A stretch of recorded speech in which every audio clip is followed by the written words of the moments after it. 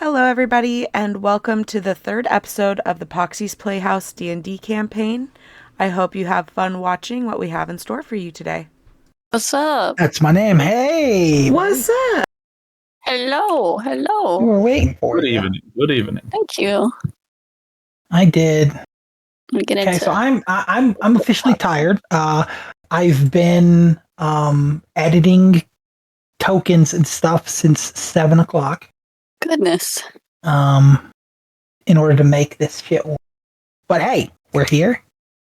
I also added some flair and attempt to add sound effects to several spells and abilities people use Oh, frequently, with varying success.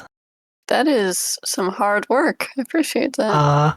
So we'll see if your stuff comes out flashy or not. I did learn something for when you cast Bless. If you're Okay. targeting someone Mhm. and you hold Shift and then press Yeah. T on another person, you can multi-target.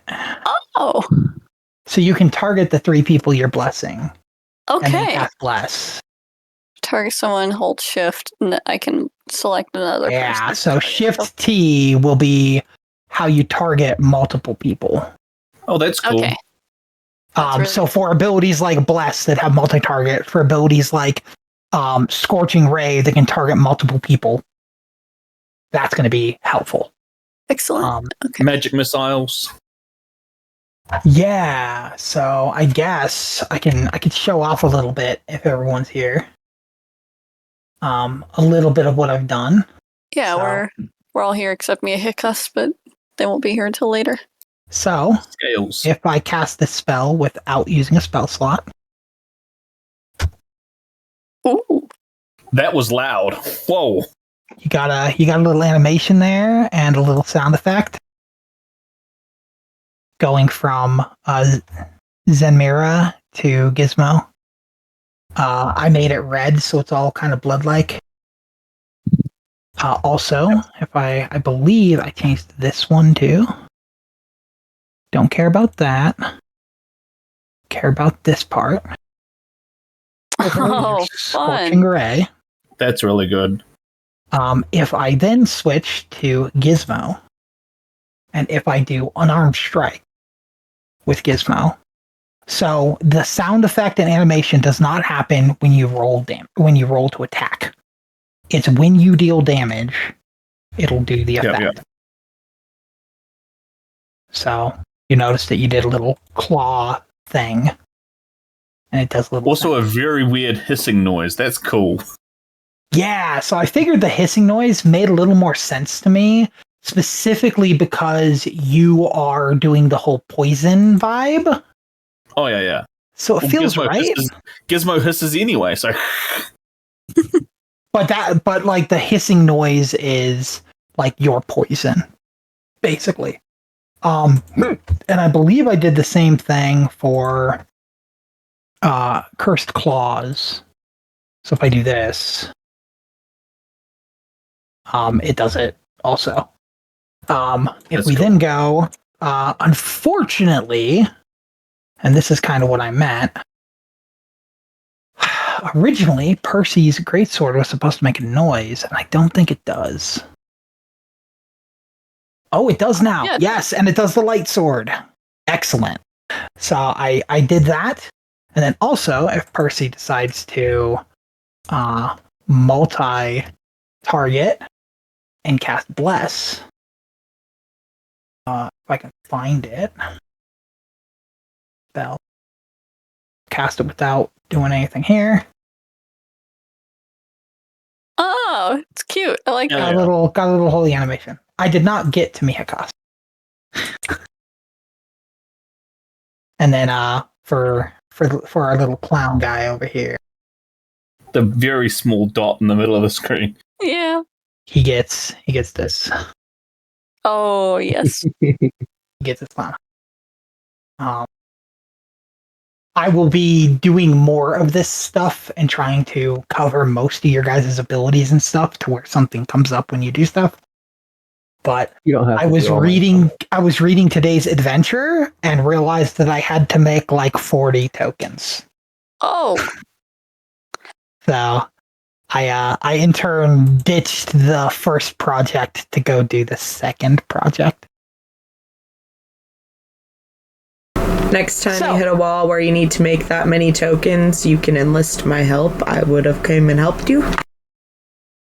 So the problem is that it's not actually like difficult. It's like copy pasting pictures and then putting in the information. The reason I had to make those was simply when I uploaded it, they didn't make the tokens themselves when I updated the module. So then I had to make it myself. Like, Gotcha. normally they update a bunch of the stuff and like put it in. They didn't this time. So I have the characters, like, hey, look, a character that I did and made and exists now. And I made like 30 to 40 characters for today's session. Okay. What do we all remember from last week? Somebody peed on a goat. Okay. Someone peed on a goat. We had a scaly. We got fucked up by a train. Theory. Or not really, We did. but The train suplexed us. It did Okay. technically run on us. We had a train ran off. One of our team died. It was I Scales did. believe that was Miakas. Miakas died, yeah. Died, got resurrected by his lover, and given the ability to polymorph. I didn't add that to his thing. Oh yeah, and he turned into a giant dinosaur and wrecked Turned into the a place. giant- Tyrannosaurus Rexus. Oh man, I'm supposed to actually like add that to. I don't have that character. I'll do. Yeah, so he gained the polymorph ability that he can use like once a day. You guys ended up finding a sacrificial tree with many faces on it. There was a bag that was shaking and panicking, and it had a goat in it. And the goat's name's Billy. And he's an adorable little goat. He's a little Billy goat. There was a pack of wolves that were there that were attempting to eat Billy. And after you saved Sacrifice. Billy, that's when we closed the session, I believe. Yeah, that's where we ended it. Is you guys successfully killed the wolves. Adela and Philip are just standing there looking on, originally in horror, but they're kind of celebrating now. That the goat is okay. And we'll start there. What do you guys do?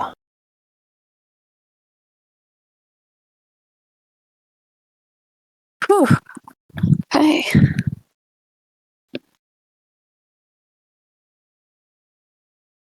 How many wolves did we have? I can't remember. There's a lot of wolves. So there was a total of let me look. 6 wolves and a dire wolf. Pack and a half a day have it. Would Yeah. you allow Gizmo to scavenge their corpses and skin them? Get their hides?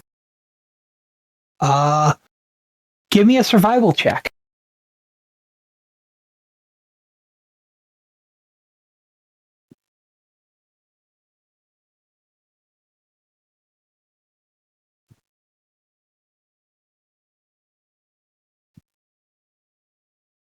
Uh, 18. Oh, it didn't roll. Do you have your rolls hidden? I shouldn't. I saw it. Oh, why don't I see your roll? Yeah, it's an 18. Yeah. Why can't I see it? You in chat. I mean, I can see it in the chat. I don't think I saw the dice come up, but I also wasn't looking at my screen at the moment. Yeah. Let's delete. Could someone roll dice?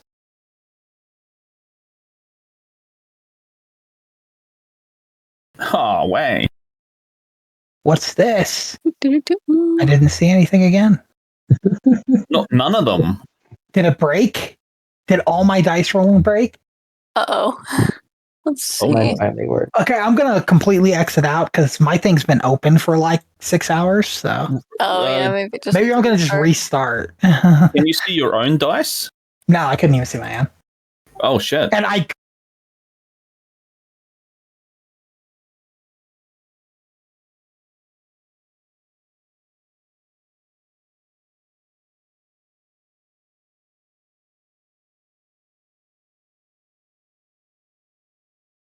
Just having a little bit of technical difficulties. We are reloading.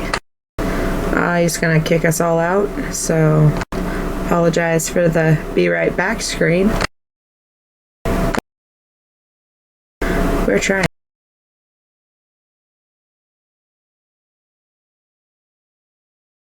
I see. But your dice is... I can see it, but your dice isn't as pretty as it was before.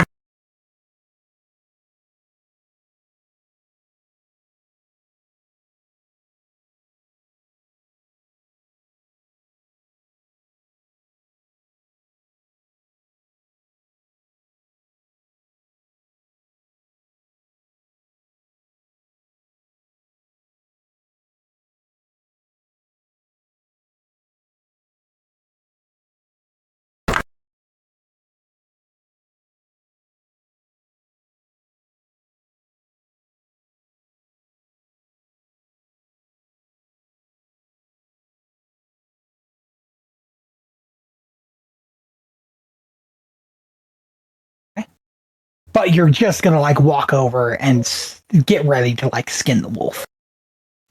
Yeah. We'll just sort of wherever they were. I don't remember where they were. As you do, there's like one like over here, because they're all dead. So as you do, Adela teleports in. You know, we should probably leave them alone. We already stopped whatever was going on here, and it's probably needed for something. Oh, okay. We can do. And she gives like a little curtsy, and she says, "Thank you." And then she just teleports back. And then as she does, something happens. Let me load back up my stuff that's now gone. As it happens, a large door on this building up here that's facing the town square opens, and a short, portly man, middle-aged man, emerges wearing a finely tailored three-piece suit and a matching bowler's hat, the latter of which he removes in difference as he approaches.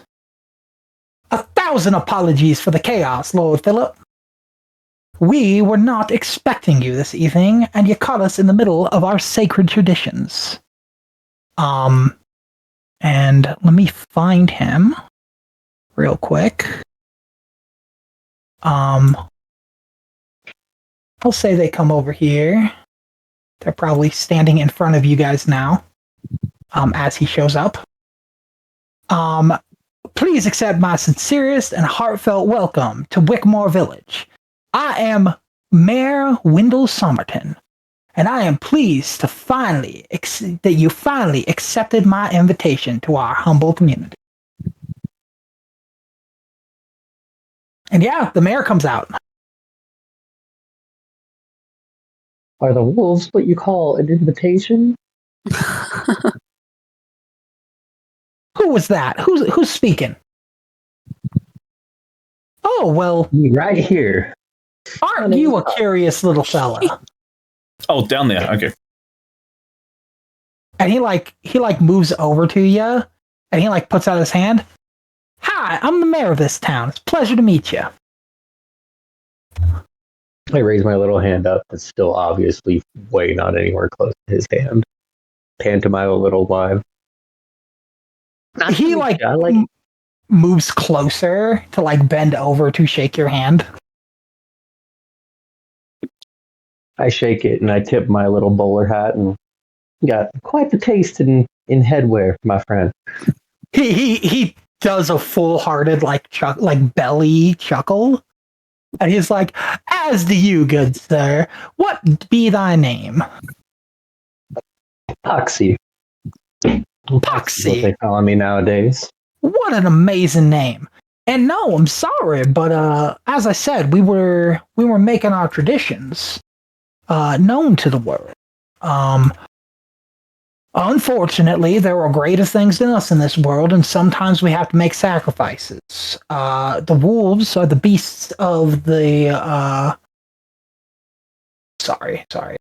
of the Green Queen, and we feed them once a week in order to appease the Green Queen, as it were. Well, I'm sorry for the wolves, but I can offer this for a sacrifice. And I point towards Pops. He looks at your little balloon imp, and he again grins and kind of full belly chuckles, and he goes, "Well, you see, the sacrifice doesn't necessarily need to be Billy the 18th. It can be really any animal. The blood simply has to soak the tree. And as it so happens, you guys have made, well, as I see it, 7 sacrifices here. Seems okay."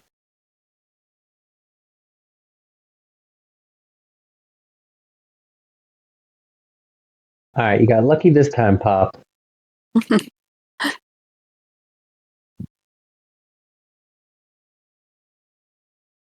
Anybody else want to talk to Wendell?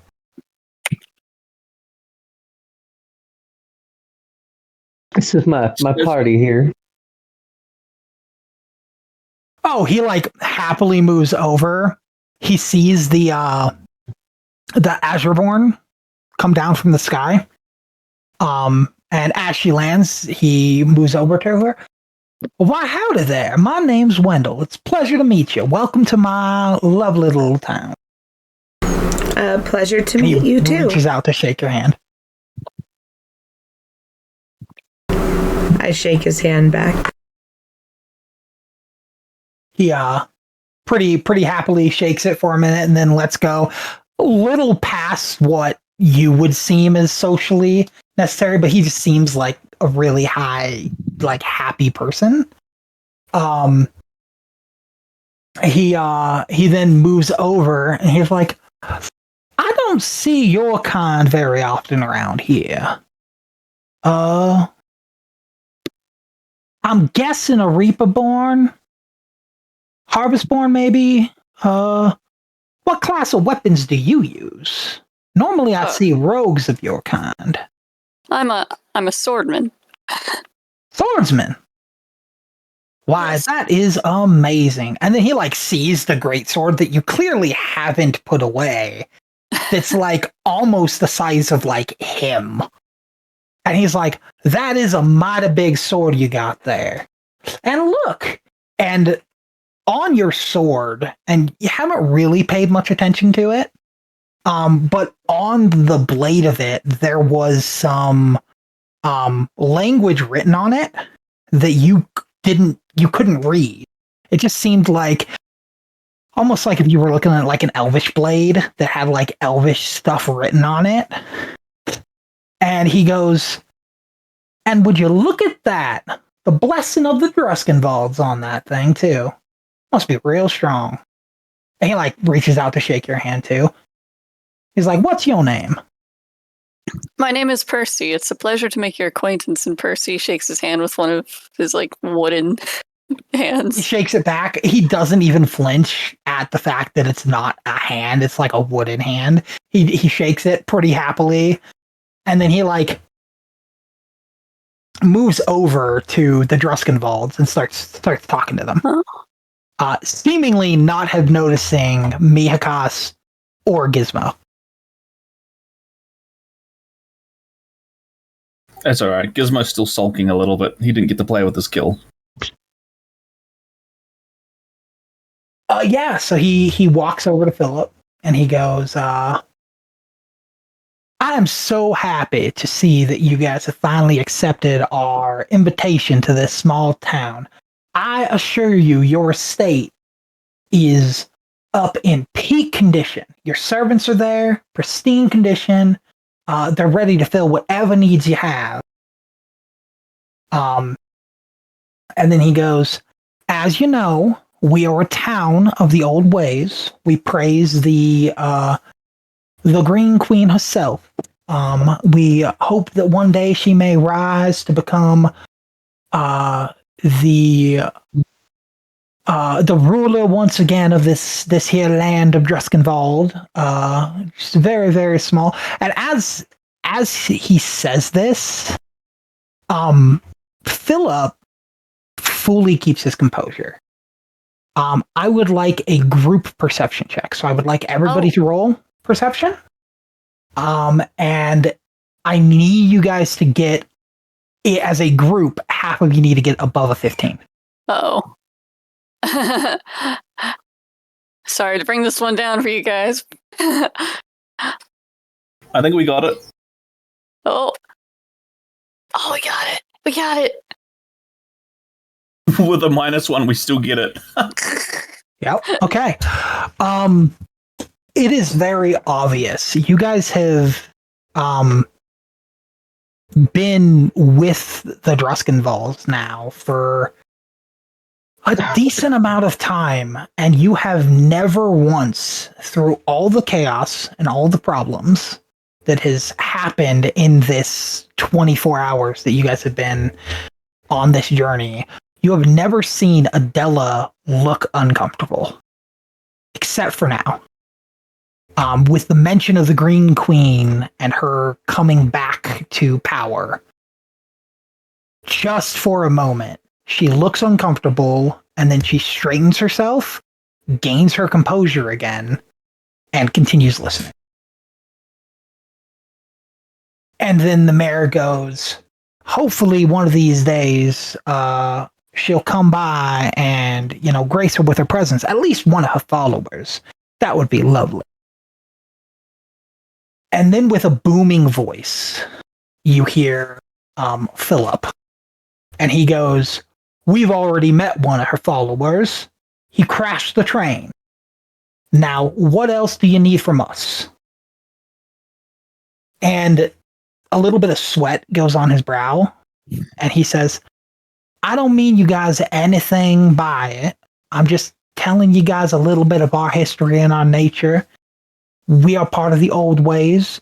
As you know, the laws would creed in all of Druskenwald that you can celebrate whoever you want here. No gods are to be shunned away from the great land of Druskenwald.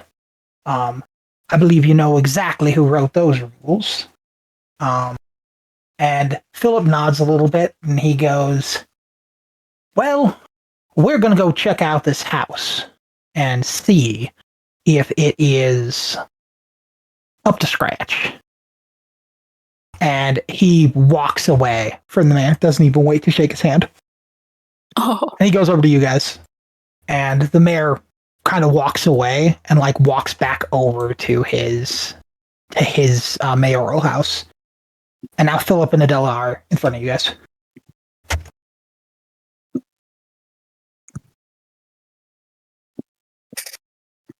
I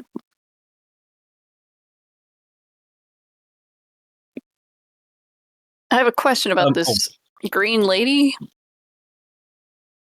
Oh yeah, what do you need, dear? Yes, what is that? Gizmo was gonna ask. People call her the Green Queen. She before we'll just call it the falling. She used to rule the land of Druskenwald. Back when she did, there wasn't really a large variety of folks, as you see now. Everybody pretty much just got shooed into one kind of spirit, and they were spirits that were forced to follow her. Some people showed up and they overthrew her power and made it to where Druskenwald is exactly what it is today. It's a place for all different races of spiritual folks.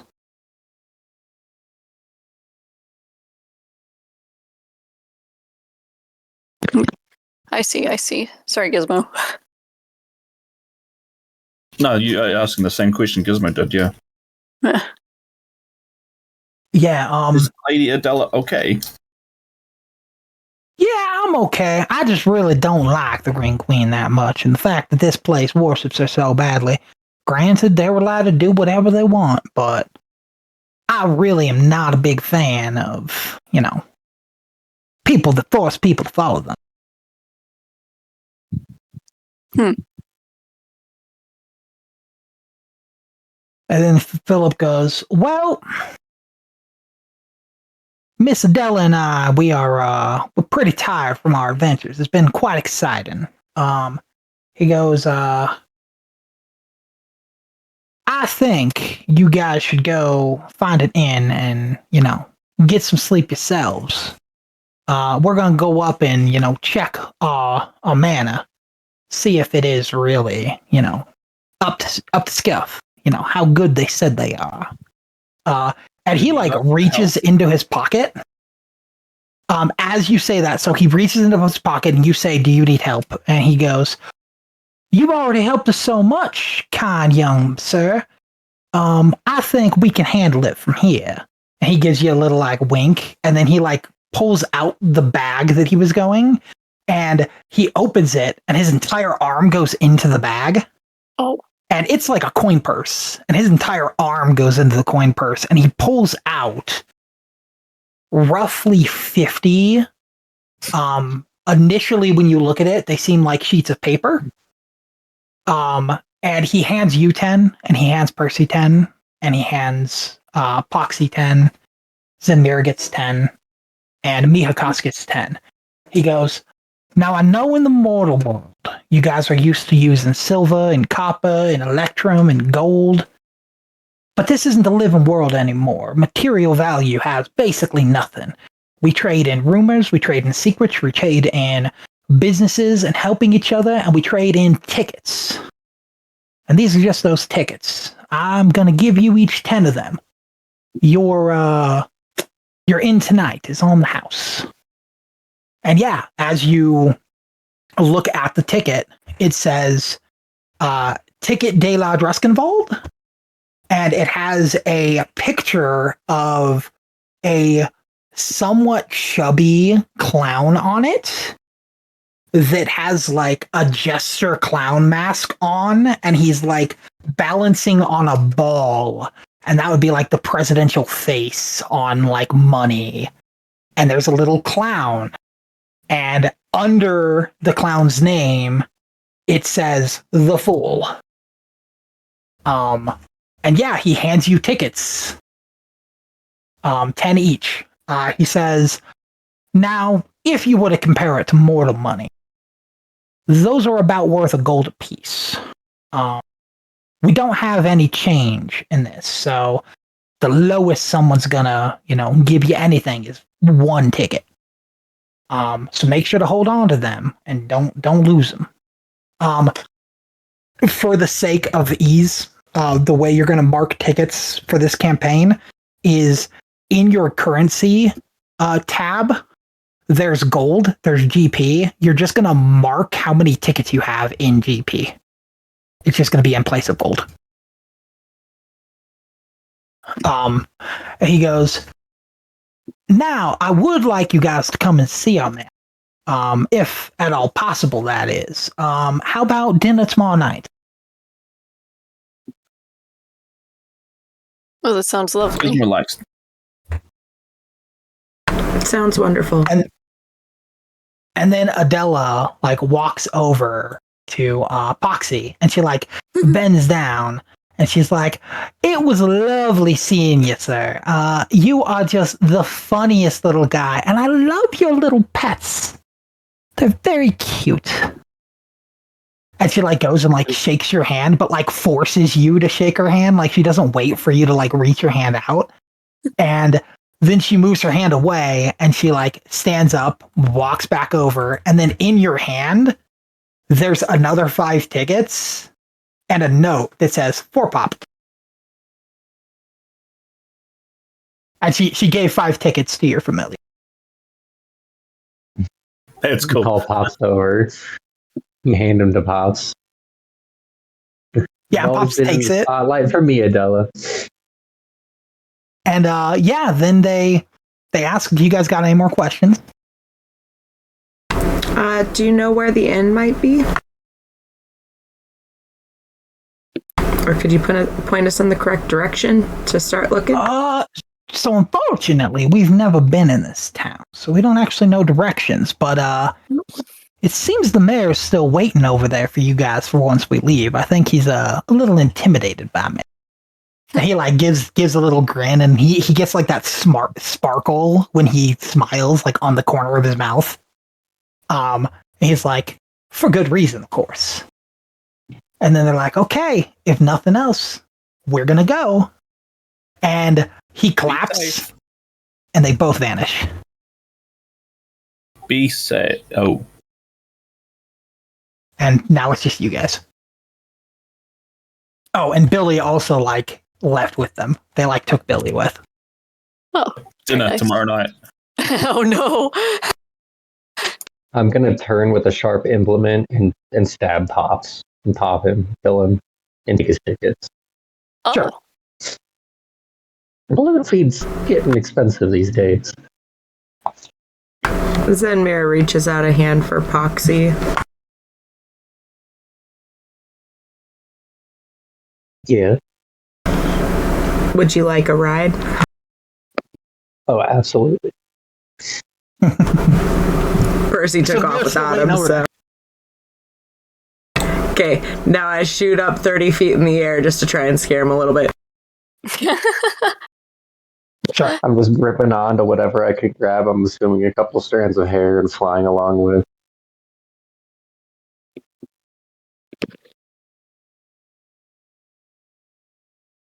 Yeah, so I will say, Poxie being on your shoulders while you're flying, normally would seem very challenging. But even though you have these like big mighty wings that appear that they would like flap, they actually seem to be a little more decorative for your race than's actually needed. You don't actually fly via flapping your giant wings. You actually just kind of control the air around you, and the wings let you do that without flapping. So while it seems like it would be very turbulent flying, it's actually like very smooth. You're like instantly an expert at flying, and he has no problem on your shoulder. I just figured he was hanging onto the collar of my robes or... Why are you minus 30? I meant to up 30. It's so I can still see my character. Sure. Bah! Ah, well, Scales. Billy. you got off pretty good time today. Good. Let me get in here. I'll give you a slight rundown. So, Wolf's dead.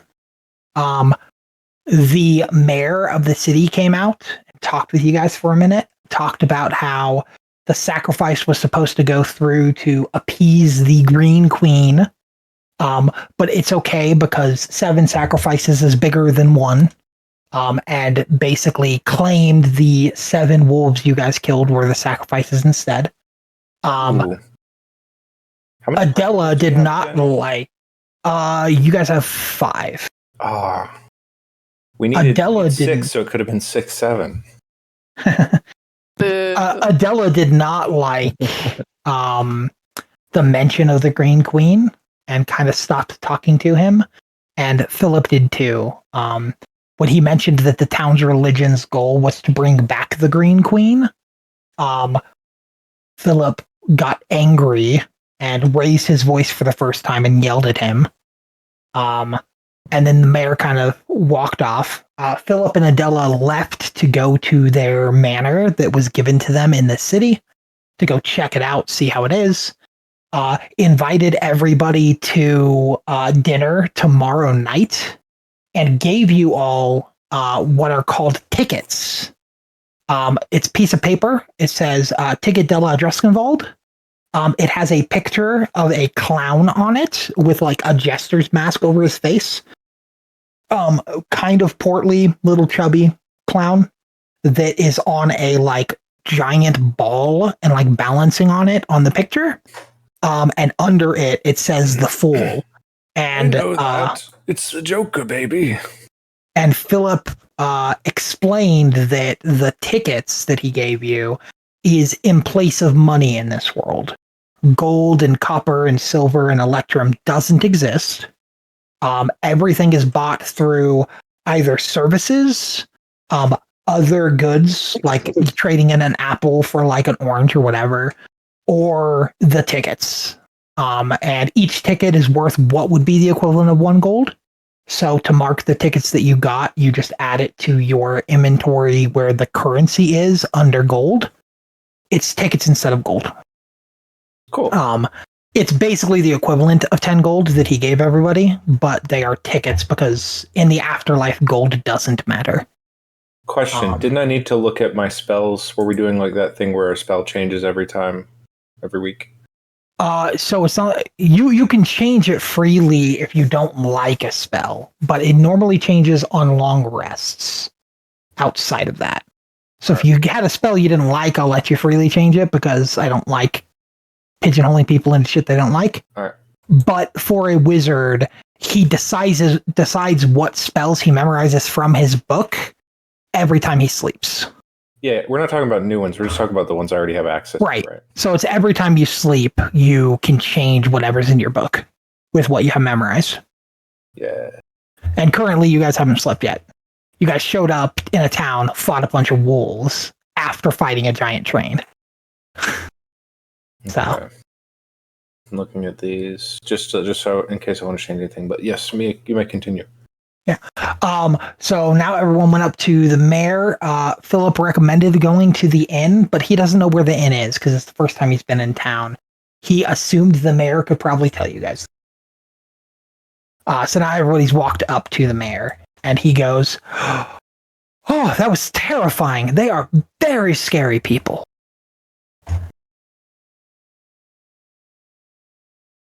Oh, we found them to be quite delightful. Well, you clearly haven't seen the wrath of the Druskenwalds then. It is not great. I think you're just mad Adele's sweet on me. Yeah, and I think with this, I would like Mihakas to roll an insight check. As you wish. Uh-oh.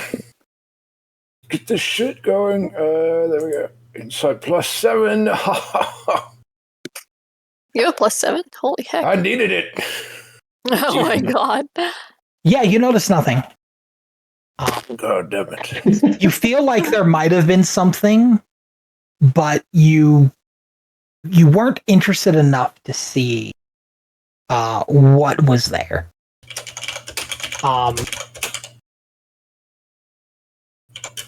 Yeah, so he goes, I did overhear them talk to you about an inn. We do have the ramshackle if you guys are... And he like looks at the rags on Mihakas and goes, poor, we'll say. Or we also have the we have the Green Queen Inn for lodging, which is our best just inn. call me a whore. No, sir. I called you poor with a P. Your mother's poor. My mother is still alive, thank you, and she runs the greatest inn in all of the Sword Coast. Cool.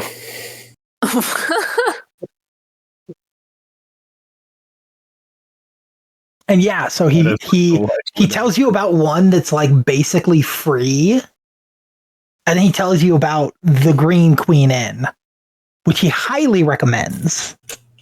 It is the greatest inn in the entire city. You would definitely be taken care of there. What says everybody to that? Do we try and charm our way into the good shindigs or no? I'm Makes a just difference to slapstick, me. like falling off of Zenmira's shoulder. Obviously, I could stand stable, but just sliding all over the place.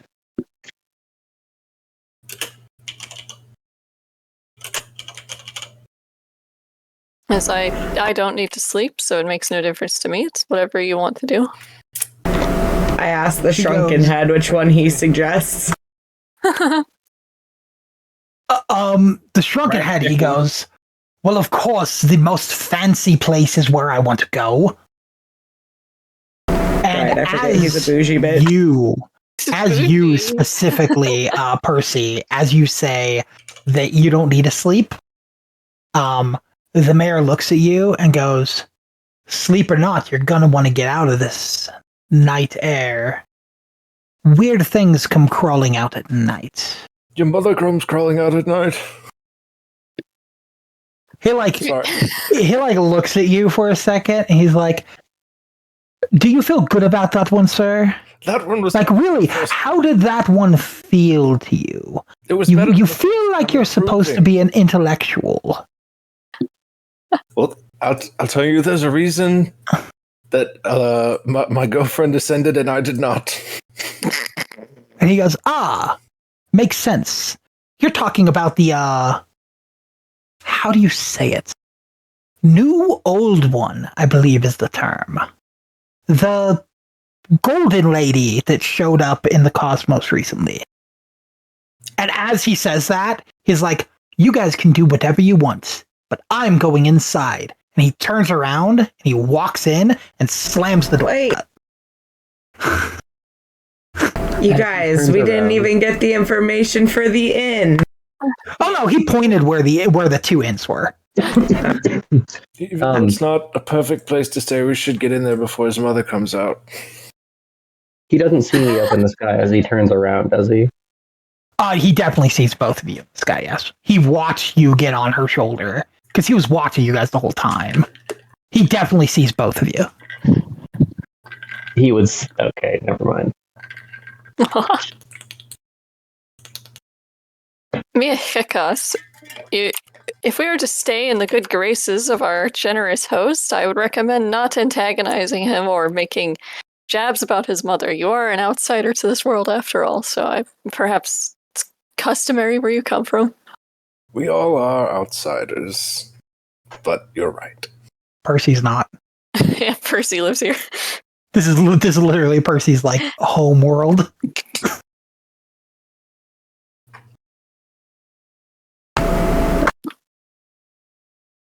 So yeah, what do you guys do? He offered two inns. Hmm. Well, which inn There's do you one- guys want to go to? The shrunken head says we go to the fancy one. Shrunken head. Pull the shrunken head out in front of me. Wait, what happened with the shrunken head while I was gone? Nothing. It's No. her. It's her plot A piece. vampire. It's a vampire shrunken head that like tells her, is teaching her how to make the thing she needs It's to the new model, is it? get immortality. Her shrunken head tells her what to do. Shrunken head did promise her immortality, so They all you do. kind of listen too. Gizmo would ask Percy if Percy could handle the tokens because he's not very good with money and. Aw. Certainly, I can hold on to those for you. And I will state that you guys have no clue how much money the Green Queen Inn costs the bougie one, and you guys probably roughly, if you guys were to look at the moon, because Percy's here, I'm not going to have a roll for it. Percy has lived his entire life here, understanding what is the day to night cycle. So I will just give you the information. Looking at the sky right now, you guys probably have enough time to go to either inn. And if you don't want to go to if you don't want to be there, either the expensive one's too expensive and you guys can't afford it, or the not so expensive one is just not to your guys' standard, you guys can probably still trek it to the other one pretty easily.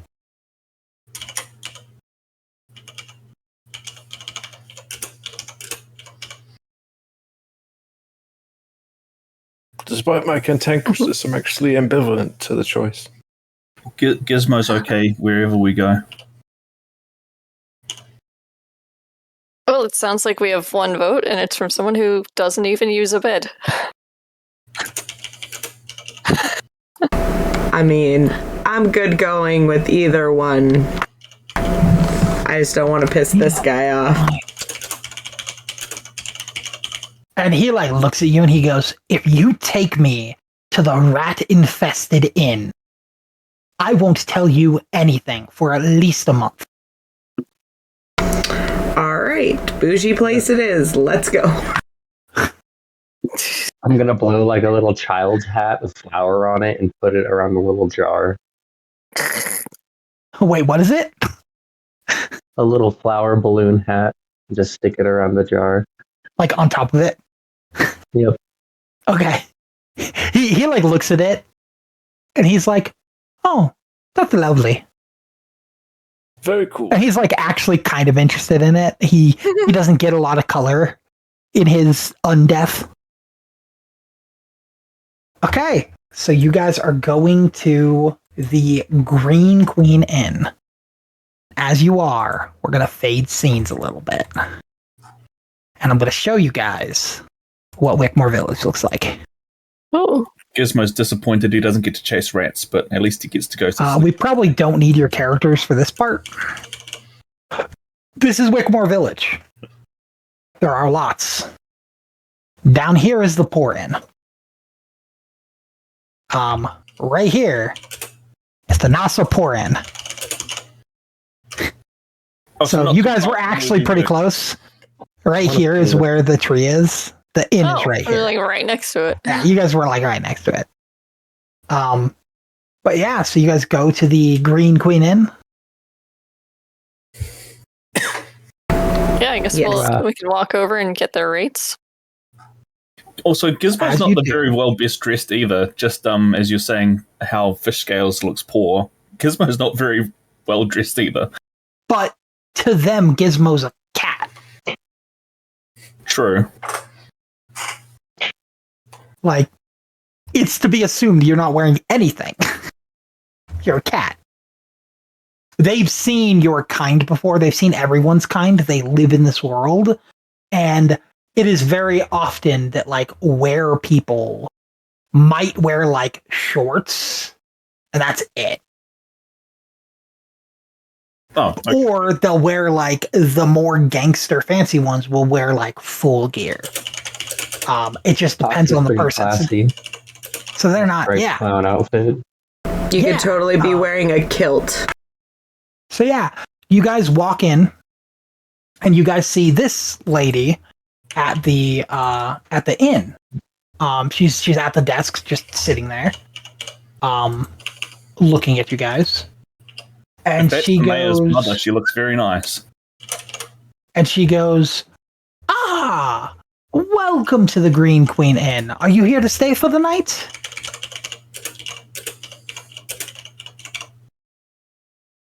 We were just curious about the rates, more so up front. Ah, of course. So my competitors' rates are free, and they offer you some hay to sleep in, and it's terrible.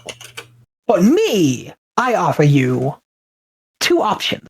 The first option is you can You can pick a single bed per room. Of course, each of you could buy one. We have plenty of space.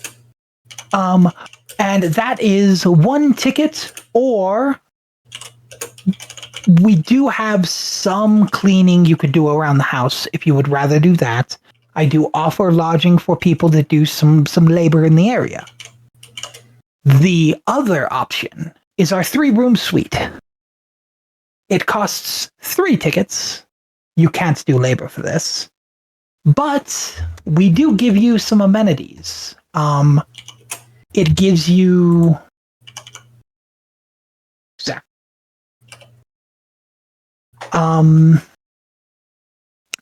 the triple room is 2 gold per night, sorry. And it includes a hot bath, a hot breakfast in the twilight hour, and the first night's sleep for the character will be very peaceful.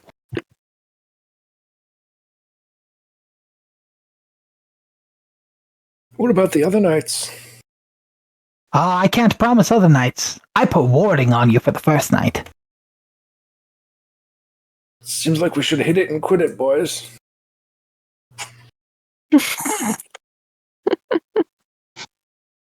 Well, this new body appears to fit in the sardine can, but I'm going to look at the host, and I'm going to say, it appears you have something behind your ear. It's going to be 2 of the extra tickets I got. And she looks at it and she's like, oh, that's lovely. For you and who else? There's 3 beds in the 3-room suite.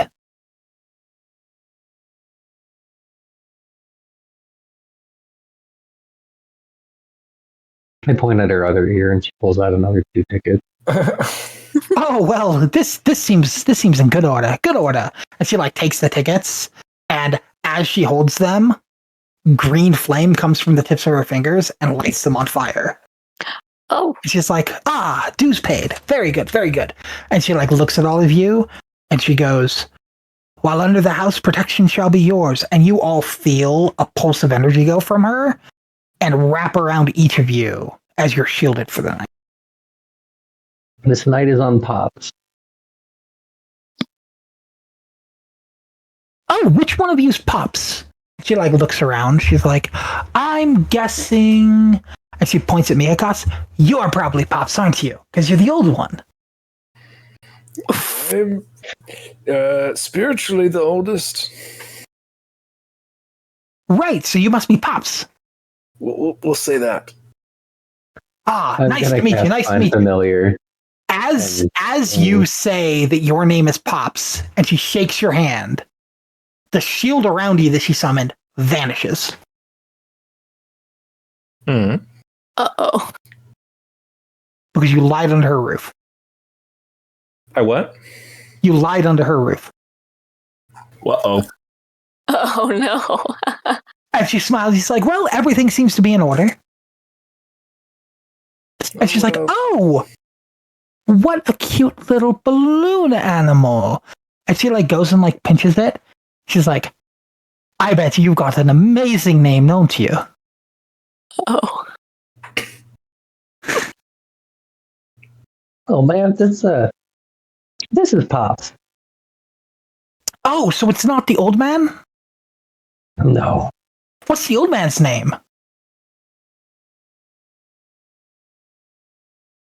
Oh, it's Mirkus. Pleasure to meet you. And she reaches out her hand to shake your hand. Can I have my bubble back? She reaches out her hand to shake your hand. I'll shake it. As she shakes your hand, the bubble goes back around you.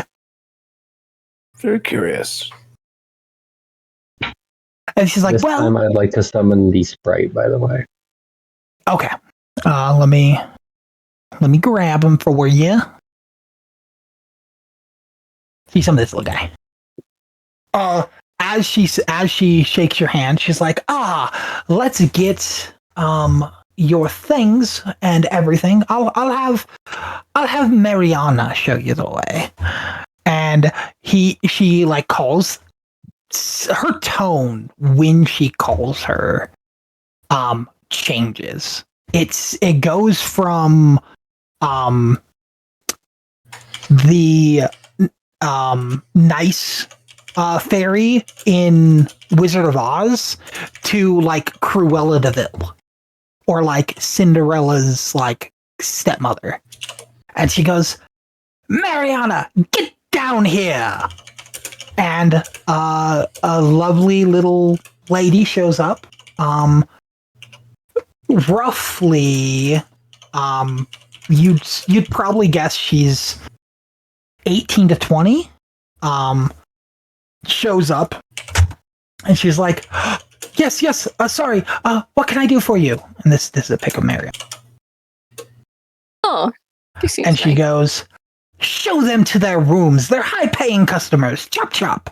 And she like goes behind her counter and like goes and sits down and leaves. And Mariana it's like, yes, right away. Sorry. And she starts to lead you guys very shyly up to your rooms.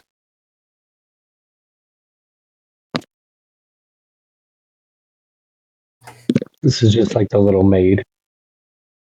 Yeah, seems so. Her face is like really dirty. She seems to have like scrapes and bruises like all over her from like really hard days work. She seems kind of tired. Seems to like not ever get a full night's sleep. Is almost always like doing stuff around the house. And around the inn.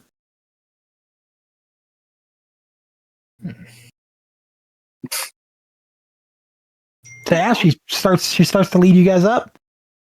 You guys say anything to her? Talk to her at all? Thank you for your assistance, Miss Mary. Just doing what I got to. You know, it's my job. No thanks needed. And she's like not used to not carrying like massive amounts of luggage. You guys don't really have anything. So she's like fidgeting with her hands while she's like walking you guys up the stairs. And she's like picking at like the scrapes and bruises a little bit because she doesn't know what to do with her hands. My dear, what happened to your hands? You're all bruised up. Oh, this is just the stables. It's fine. I see. Like someone's got to keep everything together. I mean, adventurers sometimes need to keep their horses in stables, and I mean, we have a couple ourselves in case you guys need rides anywhere. Like you can rent them. I keep them in good shape. What's the price? That's a good question. What is the price? I'm going to be right back real quick. Yep.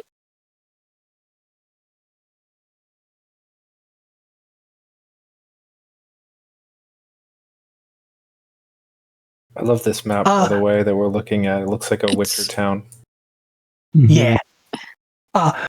She goes, well, we have 2 horses and 2 mules. The mules are about a ticket apiece, and the horses are two tickets.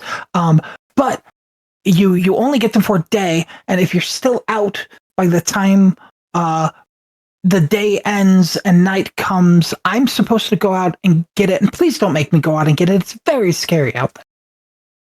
I would never dream of such a thing. Seems like we don't have enough tickets anyway. It's all right. You guys definitely have enough tickets. Yeah, we have.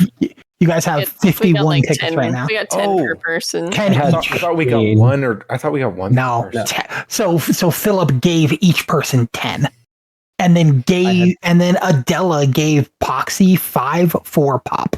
I'm rich. And then I turn and killed Pops to steal the ticket. Yeah. She goes, well, thank you. You guys have been awfully nice. Here's your rooms. And she like opens the door to 2 different rooms that were across from each other. When you go in, there's 3 beds.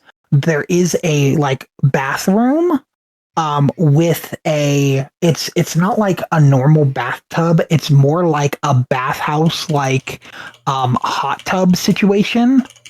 Very massive, could probably fit 10 people in it. But it is the hot bathhouse that she offered. She offered a hot bath and hot food in the morning. And there seems to be a hot standing bath in each room. There's 3 beds in each room. And she's like, if you guys don't need anything else, I have to go look after the horses. Thank you for your help. Yes. Yes, Thank yeah, you. I hope you're able to get some rest yes. yourself shortly. Gizmo thanks you too. maybe. Do you have any work later that you have to do, or are you off? I always have work. Well, do you have urgent work? Everything's urgent. Hmm. If I don't do the work right, I get punished.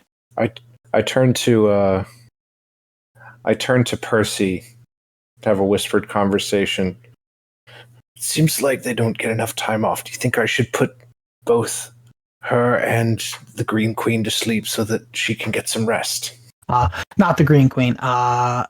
Oh, I thought she was the Green Queen. My bad. No, you have not met the Green Queen. Okay. So the city's goal is to bring back the Green Queen into power. She was in some way the god of the land before it became Druskenvold. Mm-hmm. Something happened which made it Druskenvold, and she got basically her reign of tyranny got torn down, and the land of Druskenvold was then made, which has all these different races. Beforehand, there was just one race in all of the afterlife, and they were all forced to follow her and do what she said. And then someone came in, didn't like that, and overthrew the Green Queen and made her weaker.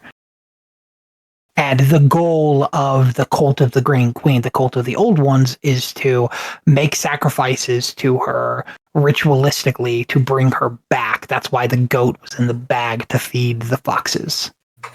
Need to go get that goat back. Talk to him. The goat did leave with the Druskenvolds. Mhm. We'll see him again. For dinner tomorrow night. Anyway, Percy, do you think we should have some mercy on this poor soul and give her a night's rest with a spell? Well, I can help with that. Oh, you can? I'm Like, gonna have you- Pops cast invisibility on it. So you're just talking to Percy? In a whisper Right now? conversation. Well, yeah, but Well- it can be to the whole group. Huddle. Yeah, We're all kind of off to the side. roll stealth. Oh boy. Let's cast invisibility. Where are my things again? I think they disappeared. Hold on. Like I can't see my normal. Oh, I don't have your characters out. Let me grab Oh, your right. character. Okay. I'm gonna just give you your character because you're the one trying to whisper. So I am just giving you the roll. You Roll should stealth. still be able to at the top under attributes roll because it still pops up for me. Yeah, it wasn't there for him. Huh. Mitakas right here now. Should be able to. -1. Yes! I've still got it. 17. Okay. Can what is it at? Yeah, I think she doesn't hear you. No one has talked to her in a minute. She asked if you needed anyone else, and everybody walked away from her. She is very used to being treated as invisible and people just ignoring her. So while you're having a whispered conversation, I think she starts walking down the stairs. Oh, well, now Well, I feel awful. Yeah, I have- you jerk. I have a great idea. We send Pops with her, and then I can cast rope trick through Pops to give her an area to sleep for the night. Wonderful idea. Yes, I support this plan. So you're sending an invisible Pops with her? Yes. Are you And all going to she's gonna use... see is Yeah. a rope appear, like coming out of the stable roof. Right, when she gets to the stables, are you going to, because in order for that to work, you probably have to use your ability to make your senses go through Pops? Correct. So To I'm gonna know when just to be do someone to carry me. Sure. So, well, Pops can definitely like fly next to her. You're probably still on I'd guess you're still on like Zenmira's shoulder. Yeah, I haven't gotten off, but like so you can tell that I'm not like conscious. Yeah. So yeah, what happens is that the sprite Pops follows as she goes outside to start heading to the stables, and the sprite goes with. Using the sprite's attributes, I would like you to roll perception.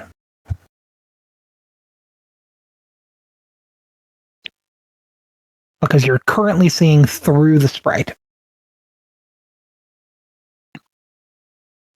It's 13. Okay.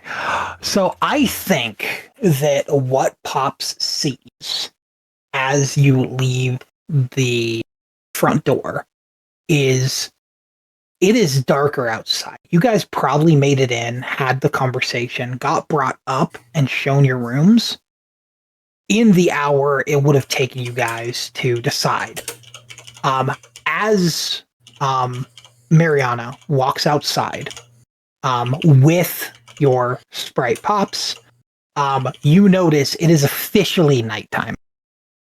And as Mariana walks here and Pops follows, Mariana tuck and rolls over a branch that comes to life to swing at her, of the tree that the goat was being sacrificed, which is under Miyakos right now. When she does so, you briefly see the branch, but not fast enough to react. And the branch hits Pops and pops him. Because she dodged and you couldn't react fast enough. And Pops say that it startles me enough that I like fall off of Zenmira's shoulder. Sure. Zenmira tries to catch him. How tall is Zenmira? Like 6, 7 feet? I don't know. Ask tough questions, why don't you? Valid question. Oh, exactly. I mean, valid question. I just don't know. Wait, there's the page. 5'9". 5'9". Okay, cool. I'll say that Zenmira can roll a I'll give you 2 options. I'll give you like athletics or sleight of hand to catch Poxie.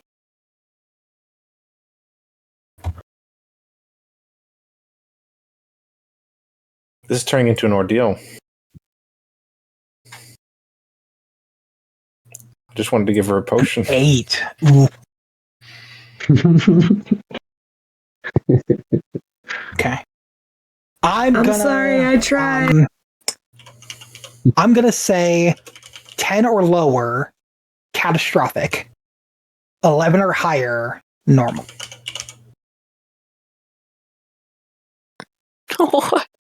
Oh, damn. Okay. Oh. So, Zenmira tries to physically grab Poxie. Oh my god. Stop him. Smacks him into the wall instead. And Zenmira is still not entirely used to this body. The flying's really simple, but your arms are longer than when you were a human. And as you reach out, you go a little faster than you thought you should. And when you go to grab Poxie, you don't close your hand around Poxie. You close your hand before grabbing Poxie. And you proceed to punch Poxie. Darn. And I'm going to say you punch him towards the ground accidentally. And Poxie is going to take 4 damage. Oh my god. I'm so sorry. As he hits the ground. My word. Worst stable service I've ever had. And I just walk up and start patting Zenmira on the side of the leg. It's okay. Okay, I would have dropped me too. First, he's going to check on Poxie too. Just kneel down beside him. What was that? You fell off of her. Though I'm perfectly fine, I'm gonna like pretend to limp and walk towards Percy, Oh. giving the general uppies gesture. Percy extends a hand and helps you onto his shoulder. Anything else? Cody. Did you just hiccup? Pops just popped. Caused all Oh, yeah, that. Pops. Anything else? I'm not gonna send another one. Oh, so you're just gonna tell them Pop's side. Yeah, Pops didn't make it. The rope trick plan failed. Went as well as being caught.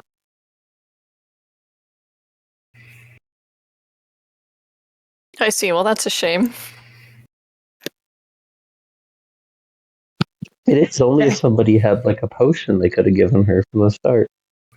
Well, does anybody actually have the ability to make a sleep spell that isn't just, prestidigitation?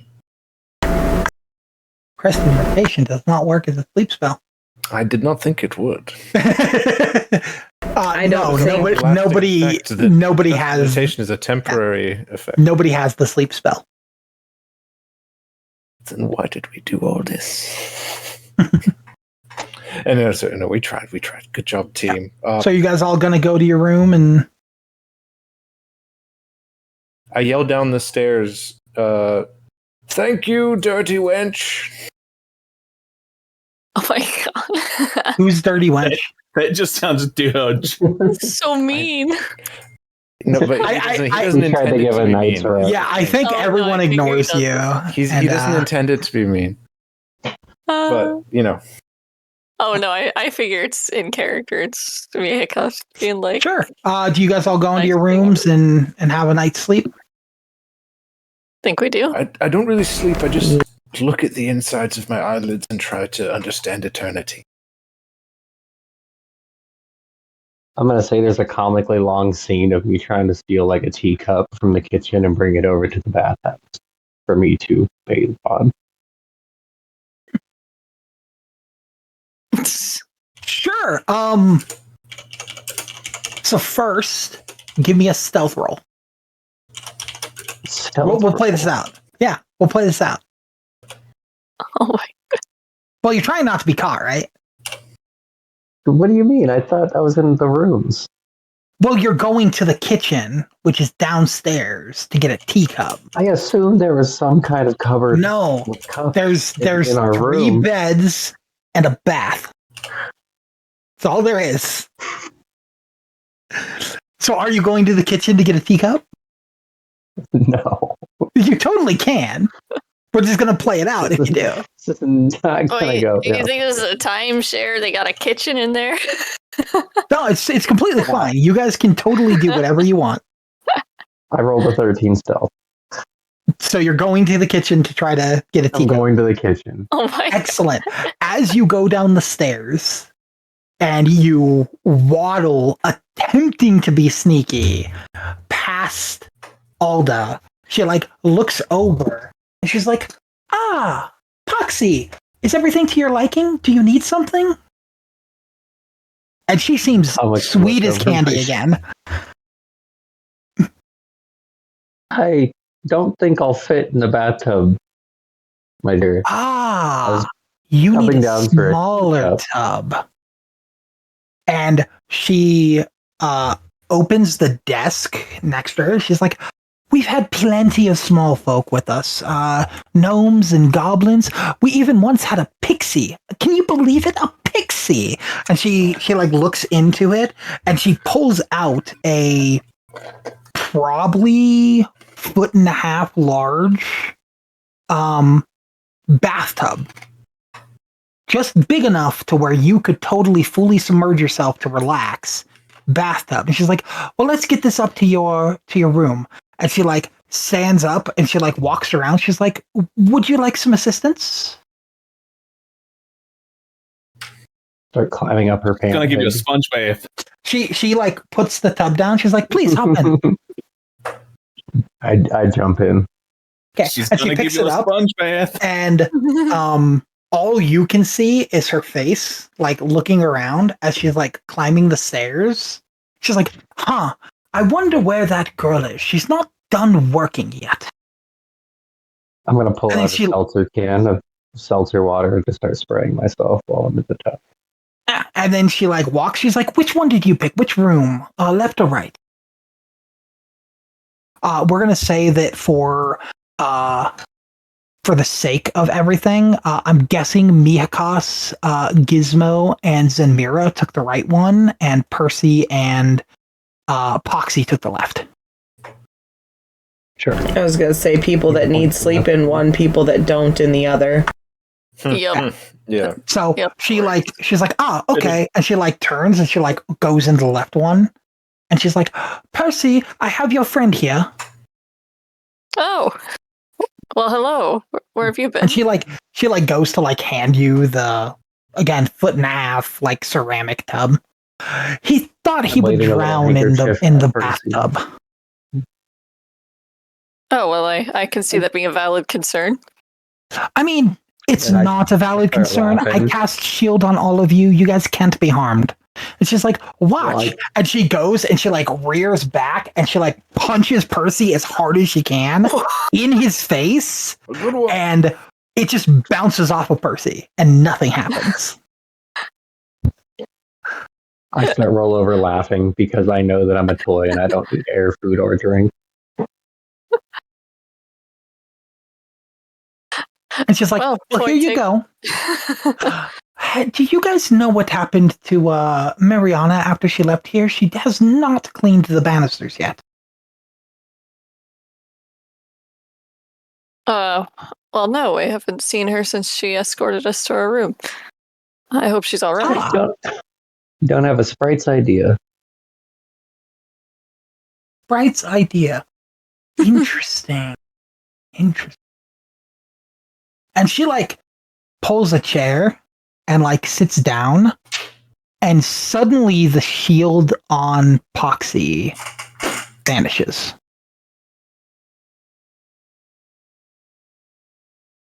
She's like, now you wouldn't lie under my roof, would you? I was following her through a familiar, and the last thing I saw was a lot of wood. Would you be interested in said wood? Ah, the many-faced tree got her?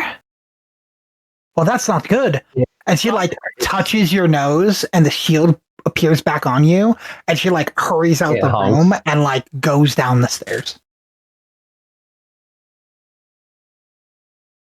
The correct answer to her question was no, but I would lie down. Poxie's disoriented that somebody else touched his nose. And yeah, that's it. Do you guys all have a long rest, or do you do anything else? Gizmo's avoiding the baths with a passion, and he's just grooming himself well before he goes to sleep. So Zenmira takes a as Gizmo looks at the bathwater, give me a perception. I shall. Do you need me to give you your token? No, I got it. Cool. No, I don't got it. Oh no. To Gizmo, that water looks so magically enhanced that if he went into the water, he would probably fully be healed and maybe even get back his original Get back what, sorry? his original form. Whoa. Oh. It seems really enticing.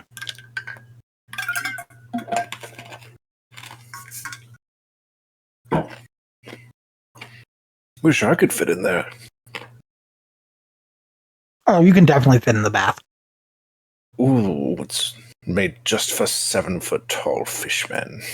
It's like a 50-foot tall, like wide bath. It's massive. Big enough for me after I ascend. What does Gizmo do?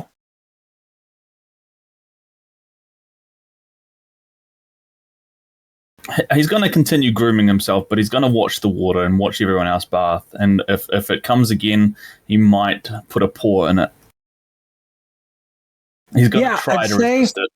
I'd say with that natural one, every single time you look back to the water, memories flood through you of being basically a Fight Club cat. Going and fighting all the people. Like, you probably would have never been defeated if it wasn't for the one mishap that happened to you. And man, it's really tempting to go back to that life and just show them that it was just a fluke. It just happened because they were underhand. And every time you look at the water, that goes through your head, and the water seems more and more exciting.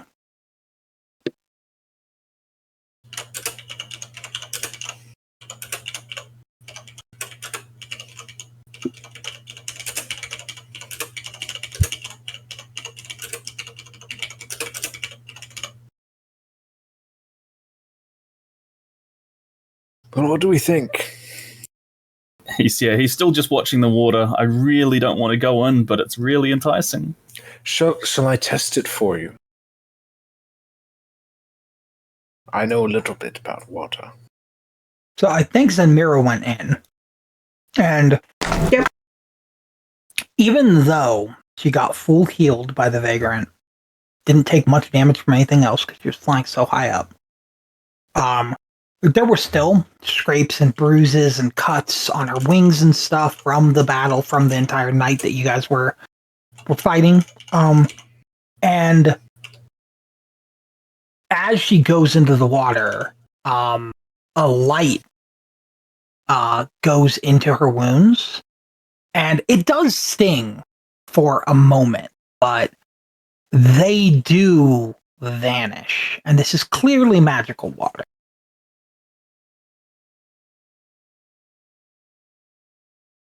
Does that mean I heal my 6 damage? Uh-huh.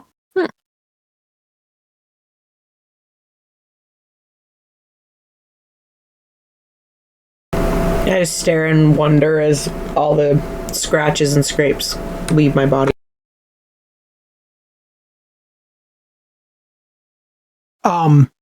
Your skull, probably outside the water, like on the side, because you keep him with you at all times. He looks and he's like, the fountain does exist in the afterlife. Very fascinating. What fountain? And he goes, you're going to need a vial of that water.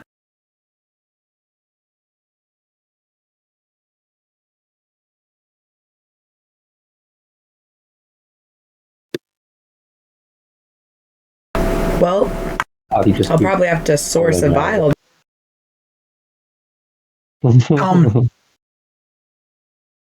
I think that you probably have a couple vials on you. Just on your person from because you guys, when you came back with some knickknacks from your past, and you were a scientist. So you probably have we'll say 5 to 10 vials, probably 2 beakers, just in your bag. So you have some tools in order to get some water. Okay. I grab one of the vials out of my bag then and fill it with water for later.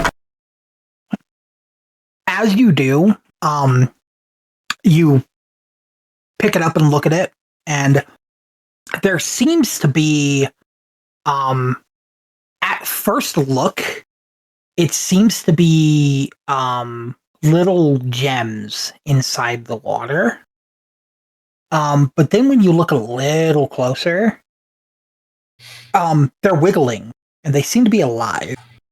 Little see-through creatures that are in the water that are They appear to have healing properties.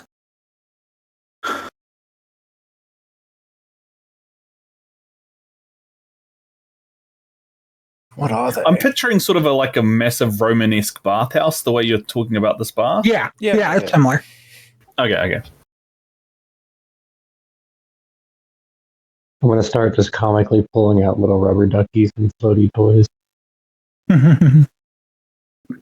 They are you like putting them in your tub or in the water? Mm-hmm. In my tub. In your tub? Yeah, I think they bob along in the water.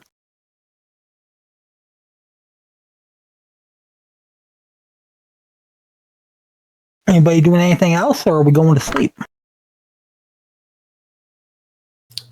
As tempting as the water does look, Gizmo would really like to refrain from getting in it. Okay. I'm only, down a couple hit points, right? Yeah. That will I be think before for my sleep you- anyway. I think for you being a what are you, a Depthborn? Yeah. Deepborn. I think it's almost too enticing. The water is Ooh. so perfect for someone with fish scaly skin. You've been in dry air this whole time. You've been nowhere near water. And I do think that water is impossible for you to not go into. Now I wish I had put on my character a different spell at the beginning of this. I wanted to detect magic and learn the source of it, but I don't have that equipped. So you can ritual cast detect magic. Can I? It takes 10 minutes. Yeah, so if you look at your character sheet, there's a ritual icon next to it. It's the pentagram. Mm-hmm. To ritual cast, it takes 10 minutes, and it does not take a spell slot. Okay, I'd like to do that. Sure.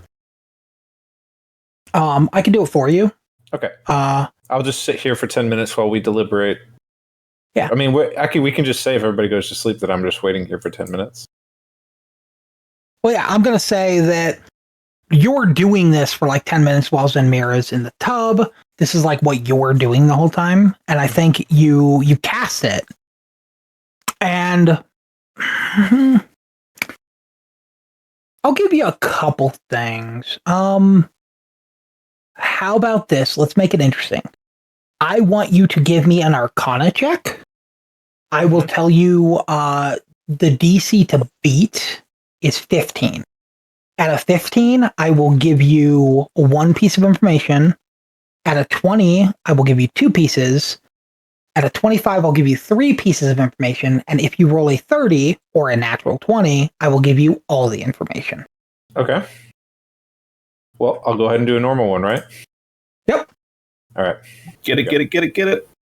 Oh. Well, dude. Can't do much about that. Yeah, I'll still give you a little bit. Can I give him? Enjoying the water too much. So you're not with him. You're in the other room.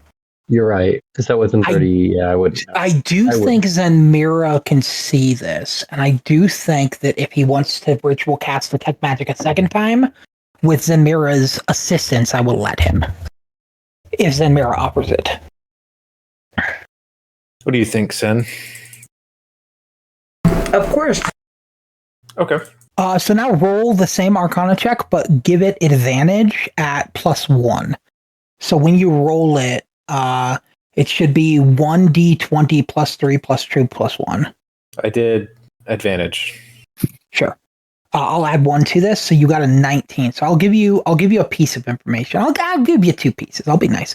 So you can sense the creatures that are in it, and you can sense from them the type of magic they exist of is purely life magic. When you do this detect magic, the first one, there was so much magic around you, you weren't able to see exactly what you were looking at.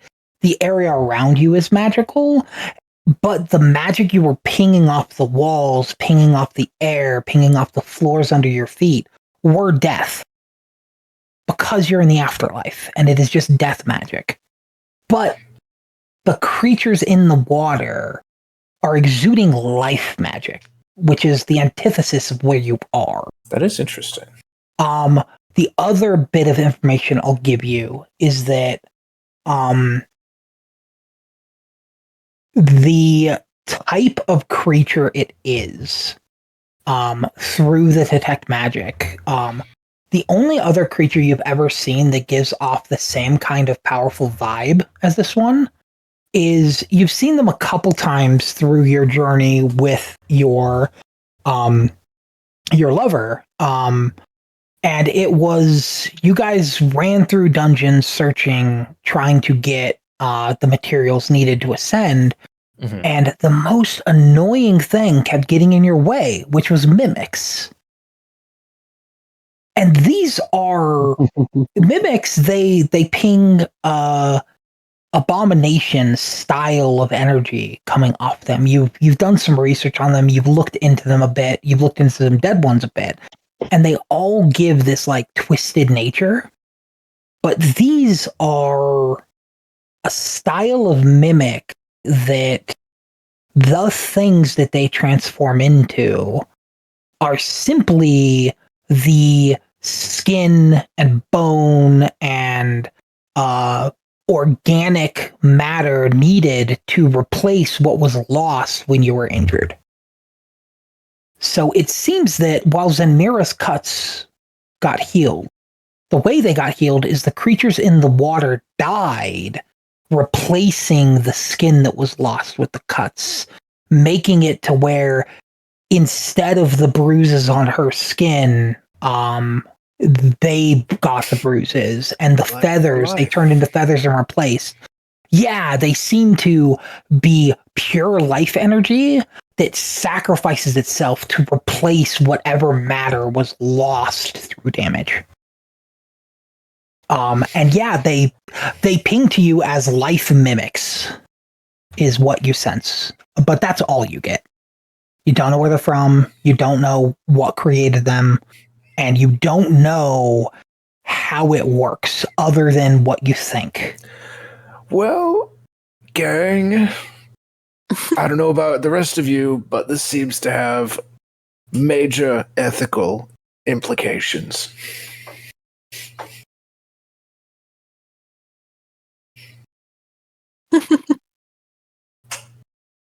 What do you guys do? You said that I am trying, that I'm drawn to the water. I want to try and not get in it because I don't like the thought of hurting these other things, even though I don't know what you want to try to not get in it. I mean, you were saying it was very, very, very attractive to me. Yeah, I'm going to try and resist that. Let's do a roll for that. Sure. Because I do think it is a very powerful draw. You haven't been moisturized at all. Your skin's dry and starting to crack a little bit because you are a fish out of water. I'm very bothered.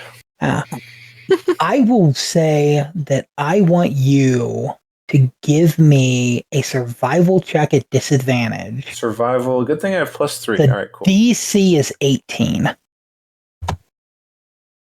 Well, oh boy. That. Yeah, I think that you will not be capable of sleeping without first getting in the water. Fuck them mimics. Get in. As you get in, Zenmira is a creature of the sky. She's basically this world's equivalent of a harpy. Gizmo, he's basically just a big furry cat. But you're a fish. You're literally a fish person. And as you get in the water, I'm going to say with a 5, you feel the need to fully submerge yourself. And when you do, you can hear voices. You can hear the voices of the mimics. They're talking in your race's native tongue. And what they're saying is, death is only temporary, and life is all that matters. One renews itself through the act of servitude. And in order to ascend, one must first descend. And as they say this, around you, there is very clearly a bubble, and none of the mimics get within 5, maybe 10 feet of your body. Ooh. But you can visibly see all of them underwater. You have perfect vision underwater. You can breathe underwater.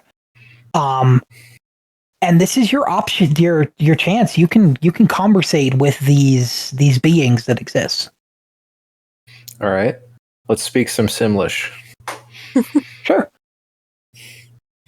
We're just let's watching see. him talk bubbles in the water. Yeah, exactly. Actually, I don't think you would hear bubbles.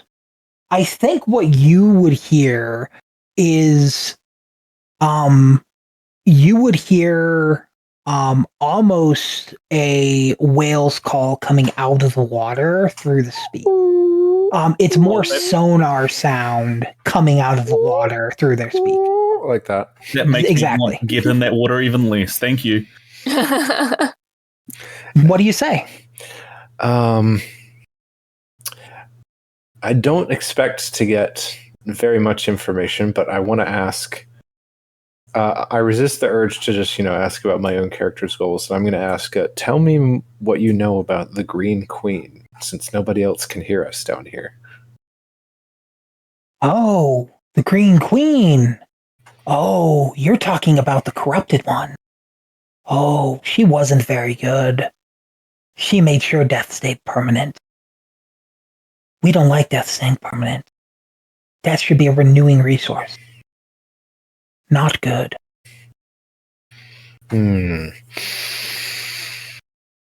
How would we be able to keep her away? I don't know anything about the dry world. We're water creatures. But we do have some followers of the Green Queen's creed. And they say that if enough sacrifices are made, and a powerful enough sacrifice is made, the Green Queen will walk the land once more. I noticed you absorb death and give life. Can I learn this power? Well, it's more like we give life at the cost of life. Exactly. There's actually a creature in here right now that's actually very good at it. We were surprised. We replaced all the damage because she seems very good at replacing life energy with death. Oh, Zenmira? Is that her name? That's who you're talking Zenmira. And you hear chatter. Zenmira, Zenmira, Zenmira, Zenmira. She's a badass. All through it. And then at the back, you say, praise the Crimson One, Zenmira. Praise the Crimson One, Zenmira. You just done to Zenmira. You started a cult. I didn't say anything about her. Good luck, Zenmira.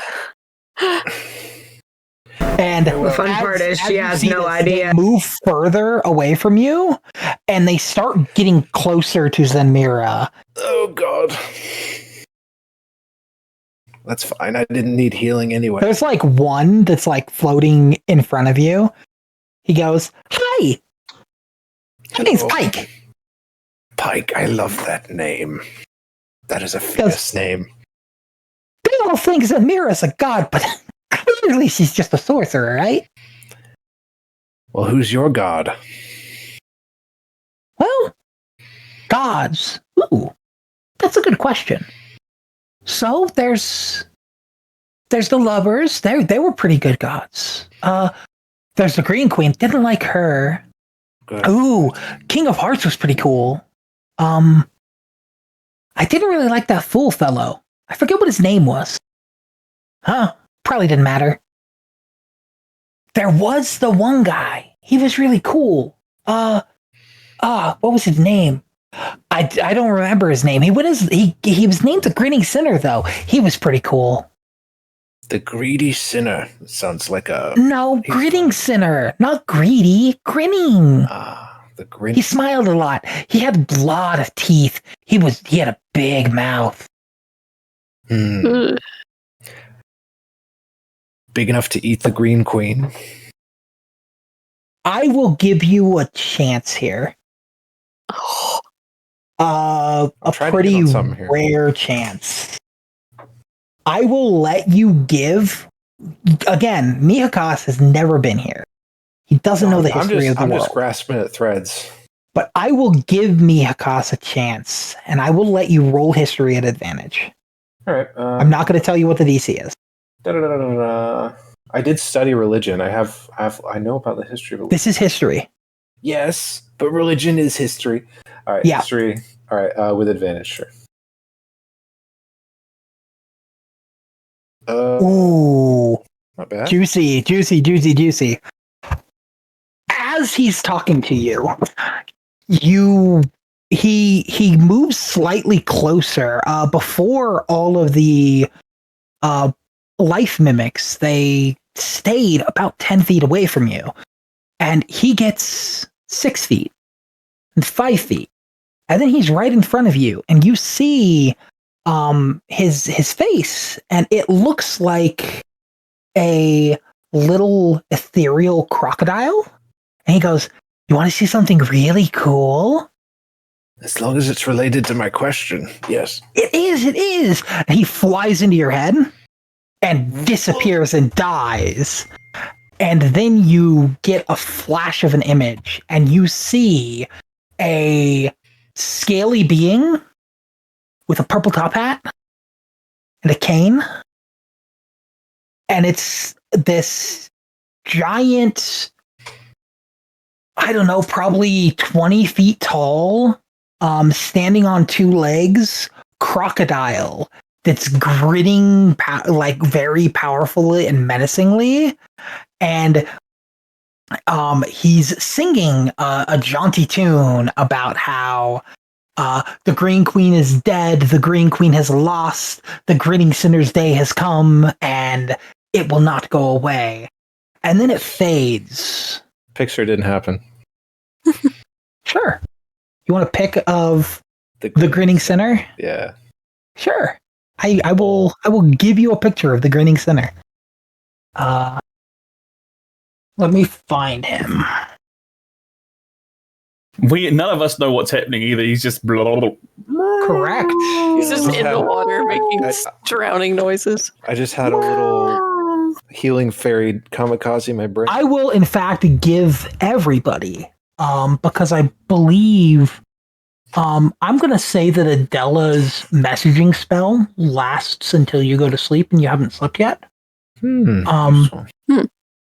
So everybody gets Everyone's in my brain right it's now. King K. Rule.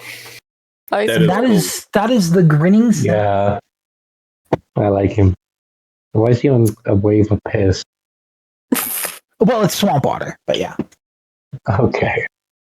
But yeah, and you see what the life mimics, which you're still not entirely sure what they consider gods, are actually gods and not just really powerful beings. Yeah, because they think it's music. Because they're literally like, I don't even think they have a combat rating. They're probably like a 0 combat rating. They are just beings that exist in the world. But the grinning sinner. Oh, Welcome back. here. Okay. But the grinning sinner is someone that, again, you got a couple names. You got the lovers, you got the Green Queen, you got the grinning sinner. And yeah, I think with that, all the other ones are circled around Zenmira, chanting, "Praise be the Crimson One! Praise be the Crimson One!" Meanwhile, we all get a flash of this at the exact same time, roughly. Yeah. That's terrifying. Okay. Well, we'll note that guy down for later. We need a big gun or lots of teeth. Gizmo's even more afraid of the water now. Let me see. Is my character getting healed by contact with Pike? Yeah, I'll say you do get fully healed from Pike. Cool. But Pike is now dead. Well, You are very aware that did in fact kill Pike. I mean, it seemed like he was happy dedicating his life to that cause, so all's well that ends well. And you do notice with them chanting, the all praise the Crimson One. I think Zanmira, you do see that the area around Mihakas is what was kind of murky water. It is crystal clear around him now, and the water you're in is now murkier.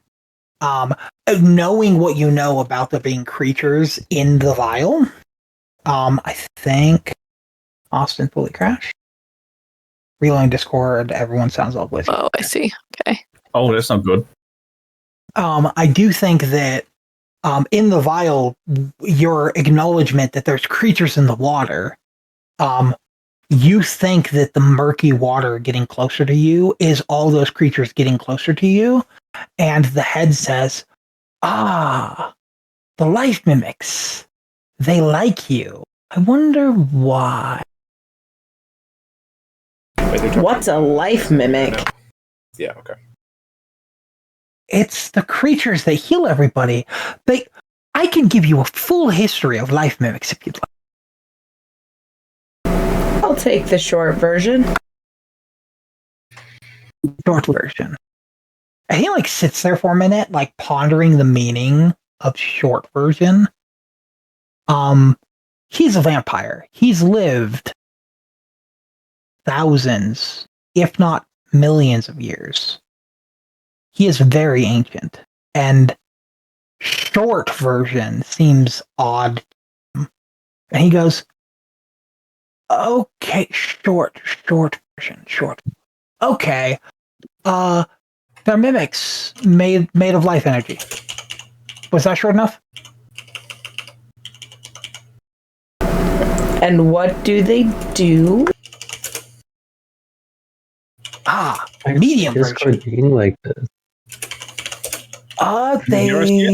They simple terms, they die. They've embraced the cycle of death and rebirth. But they are chock full with that life energy that you're gonna need. I see. And Zenmira just starts to slowly climb out of the tub. As you do, they swim closer to you faster. That's really Mirror creepy. run.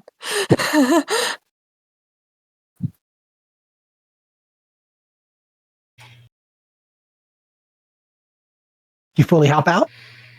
Yeah. So one of them launches itself out of the water and falls onto the floor and dies and then vanishes into the floor. And the spot where it died on the floor becomes extremely shiny in comparison to all the rest.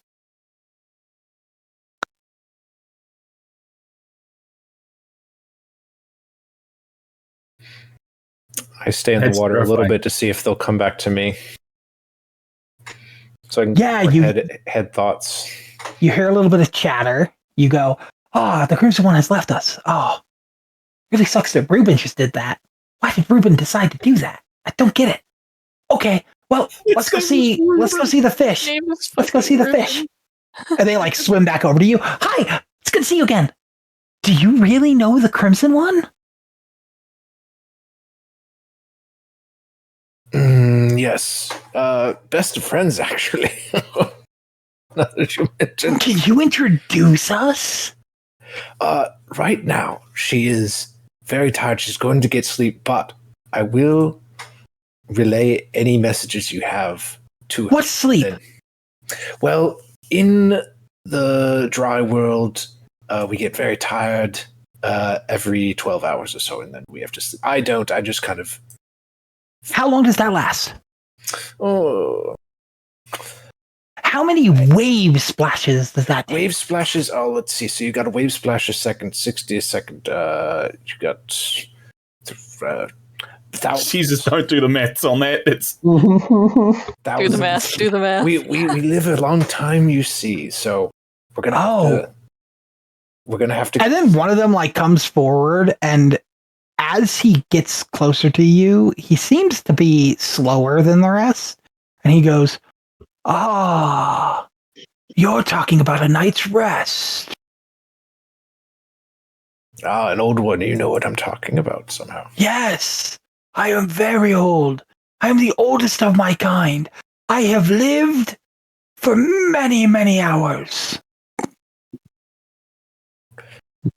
You should be proud of yourself. I guess. I've lived for longer than any life mimic has ever lived.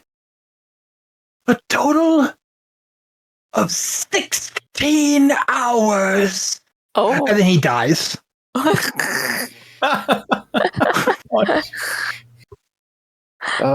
I look at the others and I say, he was a great prophet among your people. Please honor him. And then I try and get out. Oh, that guy? Yeah. That was just old crazy Kyle. Crazy Crazy people are Kyle. prophets. That's what the gods have to say. Crazy people are prophets. Bye. Oh, I hope he comes back before the next 100 waves. Most of us will be dead by then. Oh well. And they like some more. Oh my Yeah. god, bruh.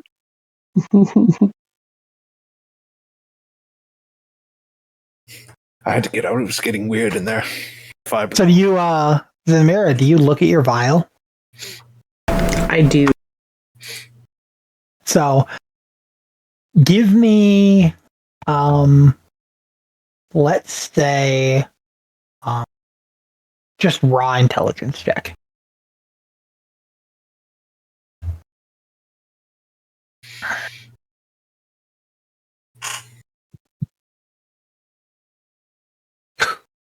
Ooh. Okay. Not very smart. Got it. I think when looking at the vial, you do notice that almost like a light, like a fire, kind of blowing a little bit in like the breeze of like a crack in the wood. It kind of like flickers back and forth. It lights up and then dims, and then lights up and then dims. Your vial that you scooped out.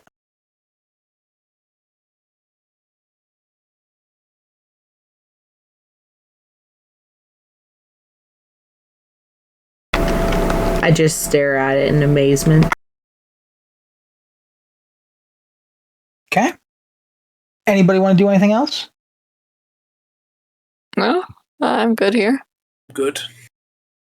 No, I'm kind of just wringing myself out, being made of cloth, trying to get as much of the water out of me as possible.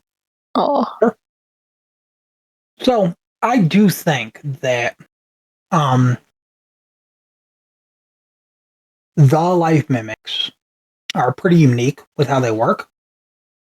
And I do think that the water you wring out is far less than what you thought would be in you. With you having soaked in water, it seems like the things in the water stopped you from absorbing too much moisture. Okay.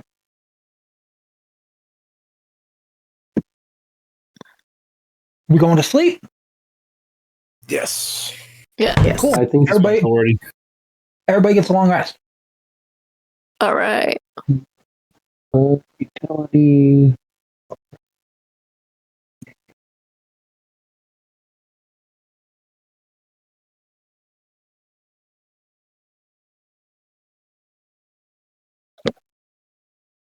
So when selecting your character, you should be able to go to utility and select long rest.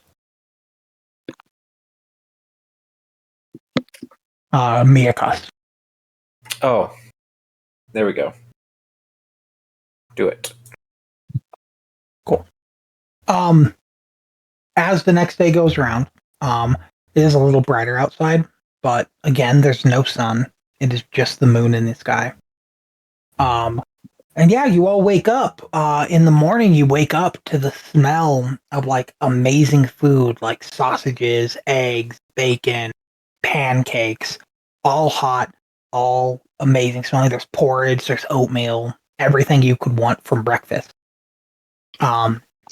Is at a cart at your door.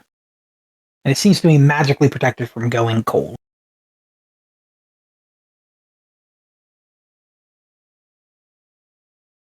Bacon and eggs does sound good. Thank you. Gizmo will take a plate of it, and yeah. So as you take a bite of whatever you take a bite of, you hear in the innkeep's voice, a debt was paid, and a debt was paid, and the debt is now due, and now I bid you adieu. And as you have your plate in your hand, and you're eating your eggs, you appear on the doorstep outside the inn, and the bubble's gone.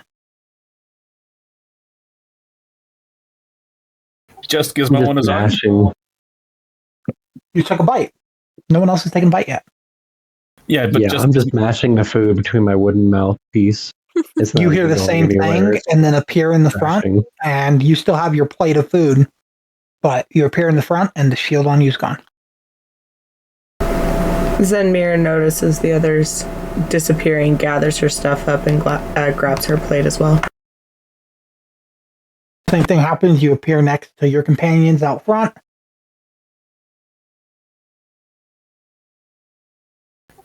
I was about to panic there.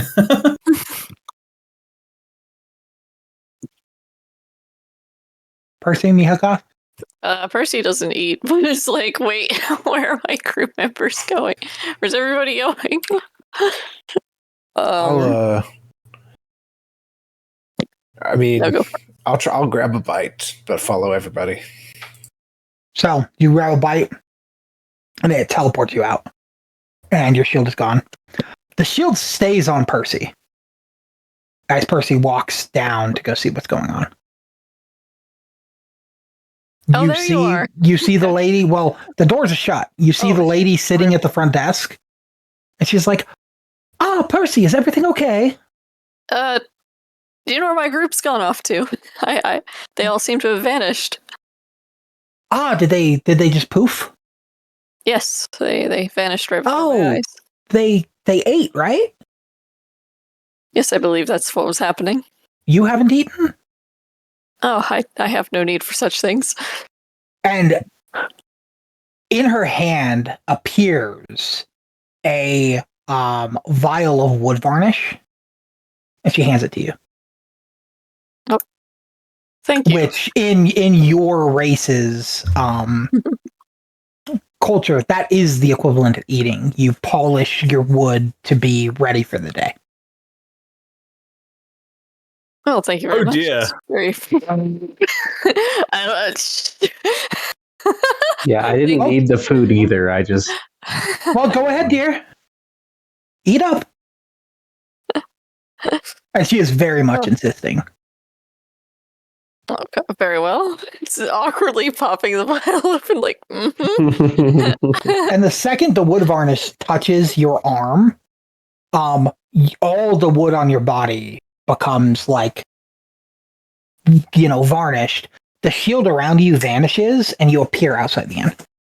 Oh. And you do hear also, a debt was given, a debt was paid, on your way. And you appear outside, and the contract that was made of pay me 2 tickets, stay the night, get hot food and a bath, was paid.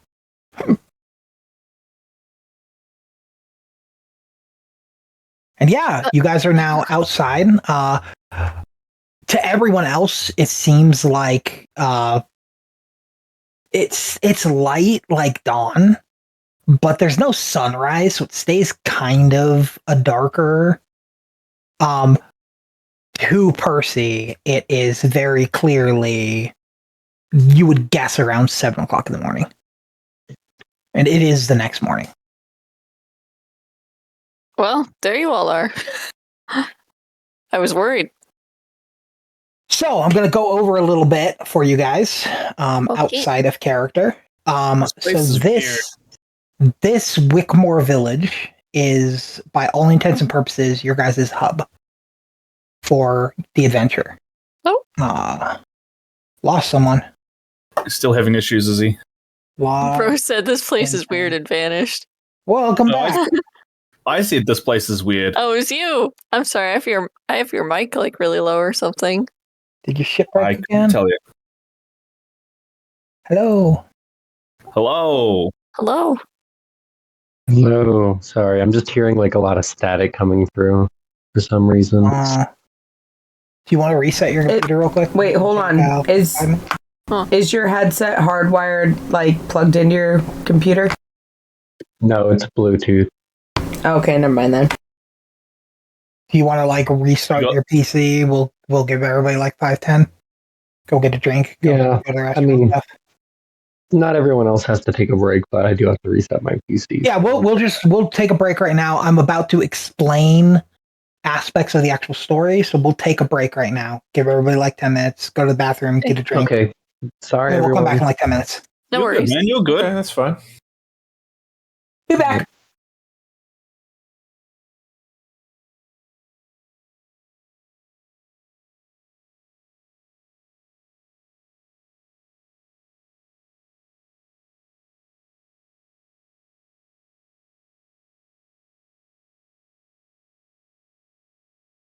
All right, I'm back.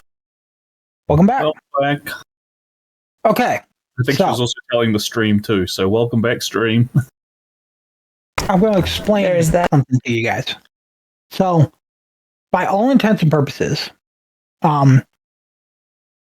Wickamore Village, which is where you are, is the hub for the campaign. What this means, every building here has NPCs. This is a live village.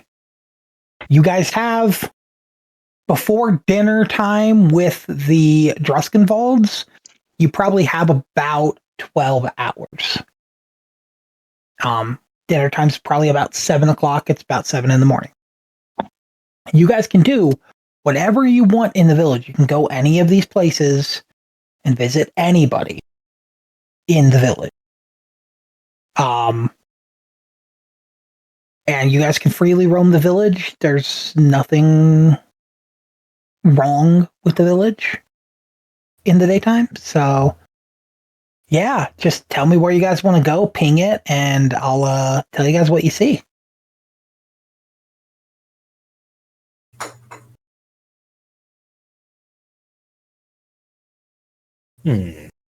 I'll hang back for now. This whole ordeal. I'm not a morning person. Gizmo would like to get somewhere out in the open. It's feeling a little bit crowded and cramped in here.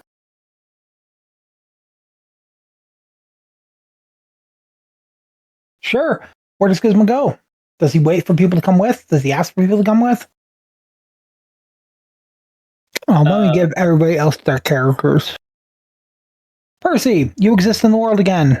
Congratulations. Me, I'm back. Zenmira, so do you. Poxie, you're already there. Mm-hmm. This isn't gridded, so movement is free range at the moment, isn't it? Yep.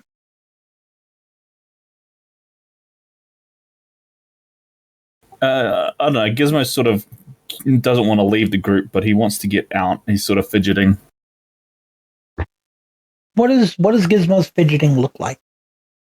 Oh, he's just probably practicing his sign language and jumping on, running around on the spot, doing a bit of acrobatics.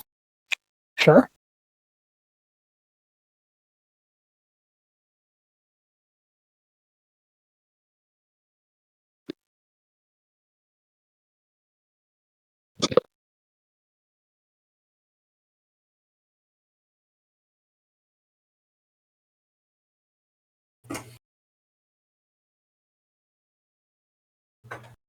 Are you going over to that one, Poxie? Yeah, I'd say I'm just kind of generally looking around, trying to peek what's in the windows. Just peeking in the windows, or are you going to go in? So I will point out, Where the is streets wow. seem pretty Wow. active now. People that aren't paying attention to you, though, for the most part, but a lot of these places are, their front doors are open and they've got signs on them that state different kinds of stores because you are in the village square. Say? It says the antique bookstore. Poxie turns around and marches away. Gizmo might follow Poxie then. Okay. Going from that one. How about this store? It says the Wickery. It says what? The Wickery. Like wicker baskets or Yeah. It's just a sign that says the Wickery. Sure, I'll go in here.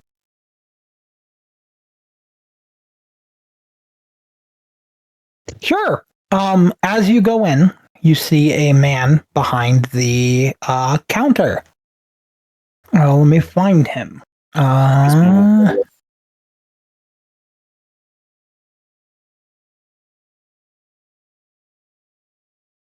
Why? That's not who's supposed to be there. One second. Let me fix his token. His token's wrong. No worries. I will drink some of my soju. I got margarita. So, wasted again in Time. Margaritaville. Strawberry margarita. Yeah, as you go in, you see this gentleman. Well, I'm going to put him here so you can see. The picture for a closer look is this. And he is sitting behind the counter. Very happy. He is sitting in a very special chair that's got wheels on it and is designed to roll. It was designed specially for him. As you can tell, he has no legs. And as you walk in, he goes, "Why, hello there. Welcome to the Wickery." And you see the store you go into, there are lots of chairs and gizmos and gadgets around. Most of them are made from what you would make like a wicker basket. Okay. And yeah, it seems to be a workshop area to build stuff like chairs and like candelabras and all sorts of stuff, but all out of wicker. Okay. I'll He's walk like, in and say, "Do you "Hey, need anything?" good sir, I could really use something particular made for myself. If you could be, in the business. "Oh, what's that?" I need a type of chair to be mounted upon a shoulder. Shoulder. Now that is just a strapping idea. Let me get back to you. strapping. I say. Come from 10 back miles away. tomorrow. I might have an idea for you. Did you even come with us? But it'll be costly. No. Okay, I'll blow a little balloon in the shape of a coin and put it on the counter, and I'll walk out. He like pushes the coin back to you and goes, "We don't accept that here. We accept two things. Yeah. The first thing is for a custom chair, 3 tickets, or You could do me a favor and you could hand this. And he pulls out a normal size letter, so probably about half your size. That is, it's got his name on it, from Oswick Frey, and then it says, to Phineas Trout. And he's like, or you could deliver this to Phineas Trout for me. Just a delivery? Yes. We work in very specific ways in this town. Sorry, you all seem new. I'll explain it to you. You can either pay in tickets or with a favor.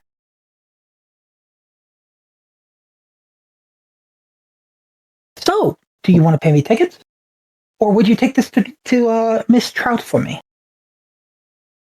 Where's Miss Trout? She's the school teacher. She's just right on there. And he points. Let me see where he points to. He I'm guessing it's this one here. About 4 houses down. Yeah.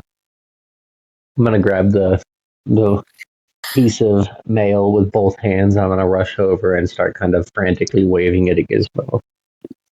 I will hold the letter and I'll grab the letter and hold it. And I'll start triumphantly just marching off, probably in the wrong direction at first. As you walk out of the building, I would like you to give me a perception check. Both you and Gizmo. Can do.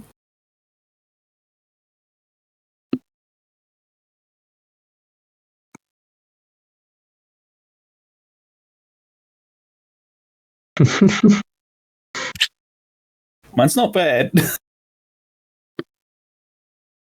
Yeah, so I'll say you notice on the door there is a painting. And it looks like Tree Dryad's face, but half of it is like smiling and like green, and the other half of it is almost angry and browning. Painting on the door. A tree dryad, you said? Yeah. And it's would I know what that is? You would not. But you do notice it. Okay. That there's a picture of like a face that appears to be like a tree dryad. You would know what a tree dryad is. It's similar to what you've seen in your past life. You don't know what the painting. Okay, yeah. And half of it seems to be flourishing, and half of it seems to be decaying. Yeah, you guys head off. What way did you say to What's go? everyone else doing? I point over to the schoolhouse. I'll pick Poxie up and carry him. Yeah. If he'll accept. Sure. I will. Finally, he says, okay. You swapped me off the first time. What's everyone else doing? Percy, Miakas, Samira? I think I'm I'll check following out Percy. I think I'll check out the inn we didn't stay at. Where is it? It's like over. You see, I'm very Where is weak physically, so I'd like to lean on. So it's Percy when right I'm here. feeling Oh. tired. Actually, it's like here. It's over here. So when you go over there, you look, and these buildings are not big enough for people to go into. And you notice there's hay on the ground. And basically, they told you can sleep in the fancy inn or you can sleep on the ground. Oh, well. And those small houses there are chicken coops. Gizmo really thinks he missed out if he was listening into this part. The chicken coops.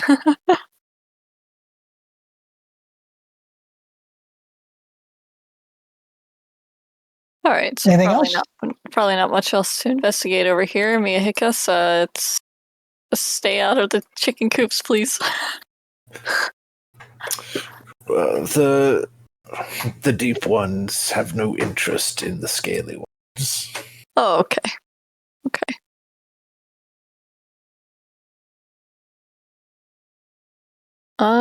See if there's anywhere else in the town we want to check out, but otherwise,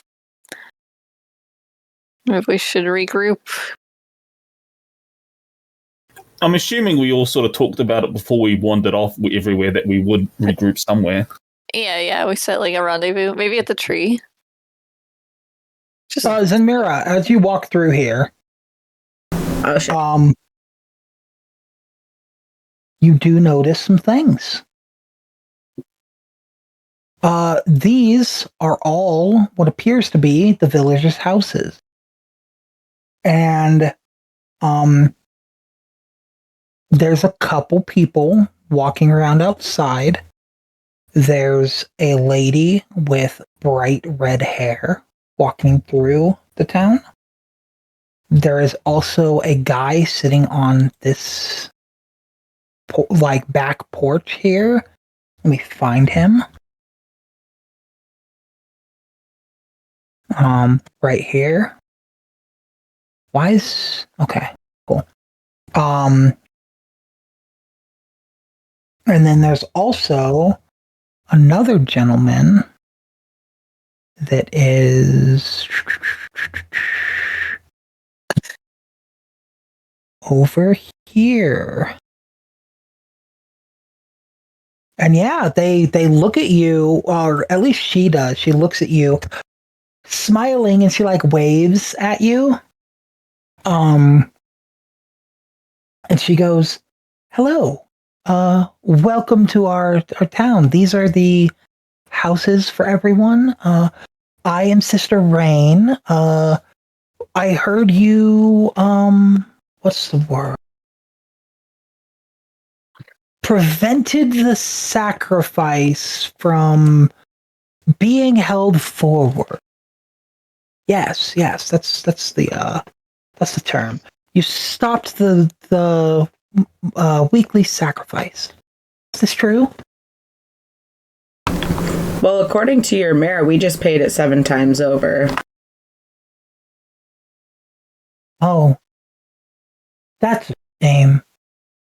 I really do hate that this old religion is always killing people. Why don't they understand that nature is not violent? It is simply how it's supposed to be. It doesn't need their help. And this is the first time you've heard anyone speak negatively about the old ways.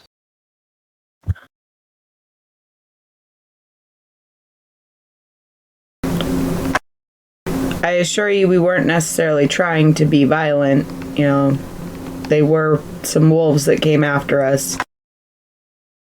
Are you saying Billy's alive? He is. He's with the Druskenwalds.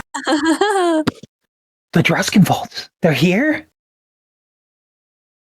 And her face turns partially excited and partially scared.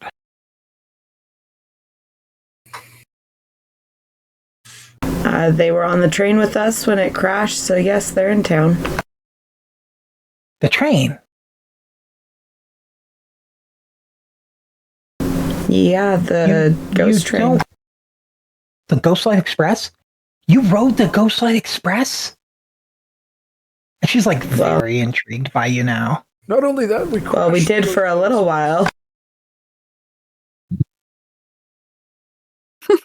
What happened? You're going to have 2 cults soon. Well, It kind of went off the tracks. That's how we ended up here. This wasn't where we originally were headed. Oh, sorry. I don't mean to badger you with questions. It's just the Ghostlight Express fell off its... How? That doesn't happen. Well, there was this fire monster thing, and we kind of killed it, and then it kind of exploded the train off the tracks. Is Percy with Did Percy follow along with Zenmira? Yeah, I'll follow along with Sunmira. And I'll follow. I got nothing I'm doing over at the chicken coop. Like, Zenmira is, like, really, really explaining things badly because she's just, like, still mind blown with everything. I do think Percy would recognize the necklace of Sister Rain. Being a sunflower. Here's Lady Rain. Oh. She would understand that Lady Rain is a priest of the Patient Lady. And that I think Percy understands enough about the world to understand the being that was there was the Crooked Man. He's never seen the Crooked Man in person, but heard stories. So I think Percy would know that and would be able to inform Sister Rain what caused the corruption of the train. We were met by the Crooked Man, I think. And her face goes from like excitement to almost terror. And she goes, "The Crooked Man went after you. But why?" Maybe not us specifically, but If they wanted to go after the train, they would have done it beforehand. What's the only difference? You were there. perhaps.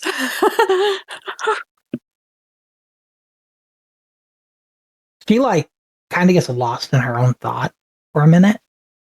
And then she goes, "Don't tell anyone that you saw the Crooked Man in this town."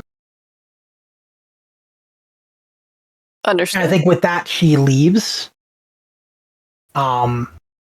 And she runs off like at fast pace. And then from the shadows, a gentleman walks out.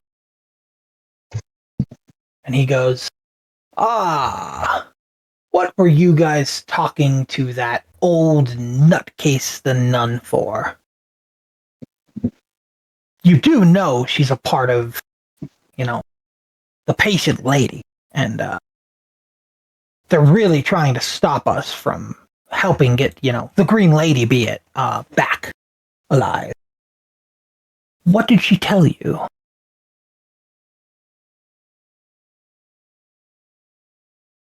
Oh, nothing much. She just ran about her business like a crazy doddering old lady.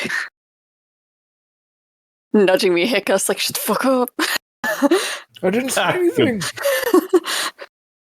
You were gonna. Oh, well, if she gives you any problems, please tell me. I will handle it for you. Certainly. He walks into for his your house. concern. And the door slams behind him. Well,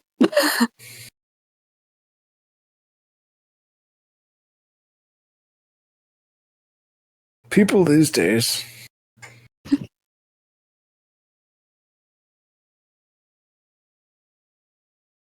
very interesting. Very, very interesting. Not the encounter I expected to have today. There's a guy that's up here. He's Guy. He's in the field, so probably you could see him, but he's here, and he's painting on a big he's painting on a big canvas. And he seems very engrossed.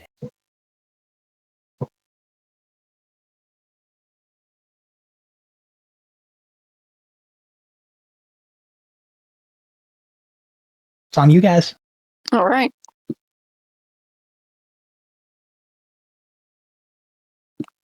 Well, Kind of looks like Edward Scissorhands.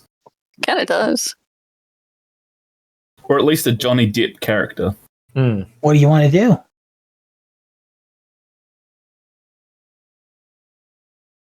Percy would peek to see what the guy's painting, but wouldn't want to disturb him. As you look at the painting, I don't have a picture of it. Oh. Share. No. I was gonna have a painting. I didn't have time. You see a painting of a young lady. She's got a nice pink fluffy dress on. It's got some feathers. She's got a reddish pink cap put slightly sideward, kind of like a beret style hat, sideways on her head. She's got one of those sticks that's very long to hold her cigarette with, and she's got like a pink boa scarf around her arms. And there is light all around her from a sun that this guy's never seen. And you can tell he's never seen an actual sun because his envisioning of giant fiery ball in the sky still has a crooked smile to it because all he knows is the crooked moon's smile. And you guys don't even need to check for this. You can tell he is drawing a very beautiful, extremely highly detailed picture of Adela Druskenwald.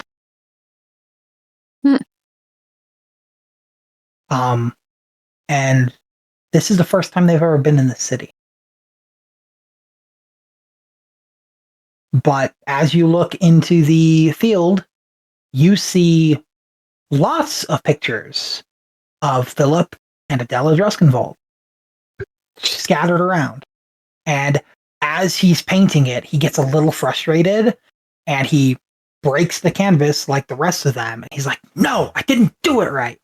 And he throws it on the ground and he picks up a new fresh canvas, places it, and starts painting it. Tortured artists. Tortured artists. True. Not really. I've seen Do you go up and talk much to worse him? tortures. Tortured but not broke, because the broke artist would have painted over it and reused the canvas. True.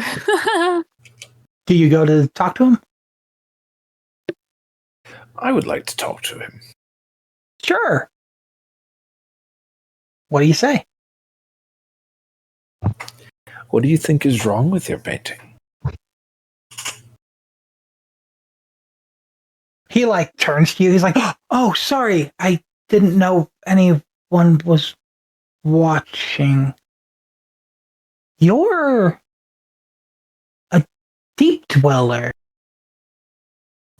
And he like walks over to like one of the broken paintings on the ground and like picks it up and like brings it over to you and like points at it. And it is a perfect time caught picture of Adela Druskenwald sitting at a counter, Philip Druskenwald mixing drinks, and a ragtag gang of adventurers having their tarot cards read. He's like, is this you? Looks to be. Like, oh, of course. You guys know Adela. Yes, we met her. She's helped us quite a bit. Oh, isn't she wonderful? She's helped me so much through my life. She knows what good Scotch whiskey is, I'll say that. Do you know what she can do? Magic tricks. She seems to be in touch with... He slightly seems offended at the word tricks, and then kind of laughs a little bit. Yeah, she would make it seem like a trick, huh? But she can do something else too. Want to see? I suppose. And as you say that, he points over towards one of his paintings, and at the end of his hand, 3 blasts go out of his hand that are pink, and they smell like Adela's cigarettes. And they blast the painting, and he's like, she let me do this. And you have seen them before. You cast one yourself as you recognize Eldritch Blast that he is claiming he got the ability to use through Adela Dreskenvold. Interesting. I have some ideas about that, but he will clearly not know about them. She's my patron.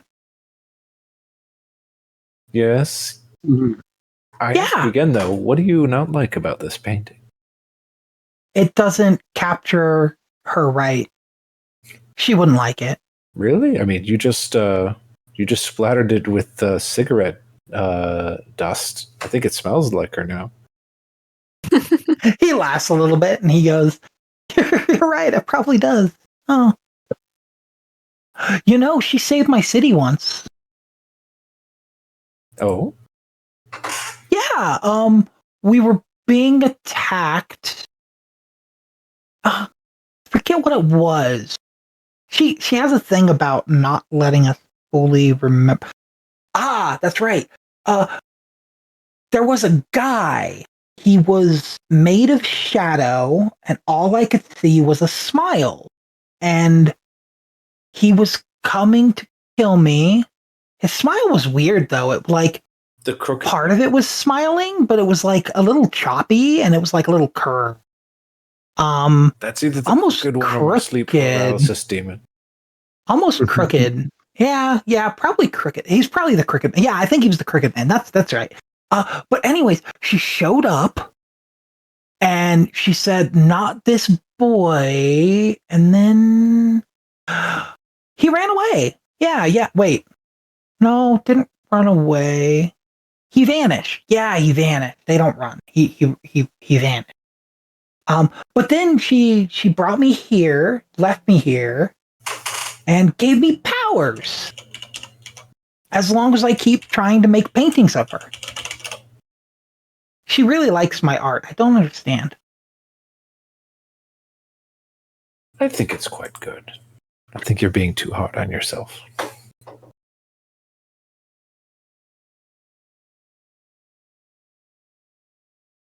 Well, I did start getting other visions for paintings too. And he goes and he grabs a painting that isn't destroyed. And he like shows it to you. And it is the townsfolk. Only a couple that have been seen so far. But their grins were crooked. As they were sacrificing stuff to the tree. So, I hate city politics. What are they sacrificing? As you look to see what is being sacrificed to the tree, you see a very familiar burlap sack, like the goat was in. Only it's about 10 times the size of the bag the goat was in. A giga. It was like, this hasn't happened yet, though. It's still yet to come, but it will work eventually. And he like turns away from you and goes back to very robotic. Robotic. I knew it was all robots. The birds are robots. Okay. Well, I turn to Percy and I say, they clearly have some issues in this town that need dealing with. I'd say that's quite an understatement. Should we? I imagine we're going to be made to deal with them one way or another. Given. And with that, we're going to fade away from you guys. And we're going to go back to Gizmo and Poxie. And what are you guys doing? I'm trying to take the piece of mail to where it belongs. Sure. You're going to the schoolhouse? Now, you said 4 houses down, and that would be this one. That's right. Yeah, it's right here. You're right. It was 3. I couldn't see because that was here. So I couldn't see if they're like everything was covered. I couldn't see if they're. Oh, okay. So yeah. You're right. It's 3 houses. I'd knock and then place Percy on the floor on the ground. So you knock, no one comes to answer, but it's also a school. You assume you could just walk into the school. Guns don't exist in this world. There's no school shootings. There's no security. Lord. Whew, that's not what I was thinking. And you see this gentleman teaching class. And he explains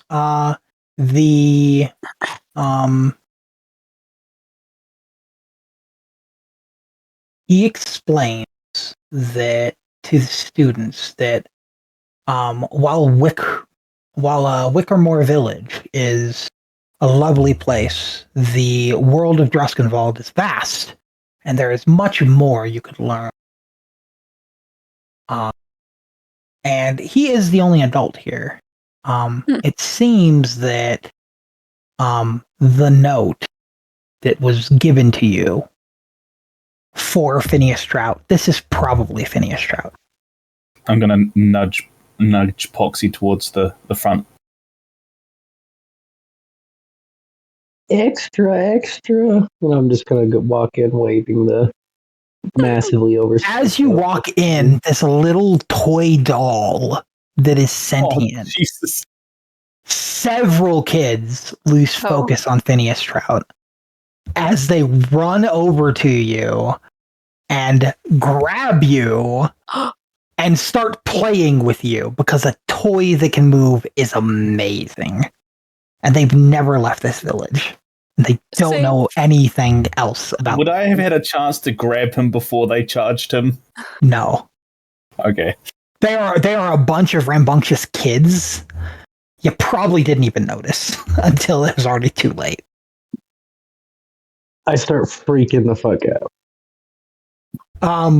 So Phineas walks over and he goes, "Hey, calm down, children."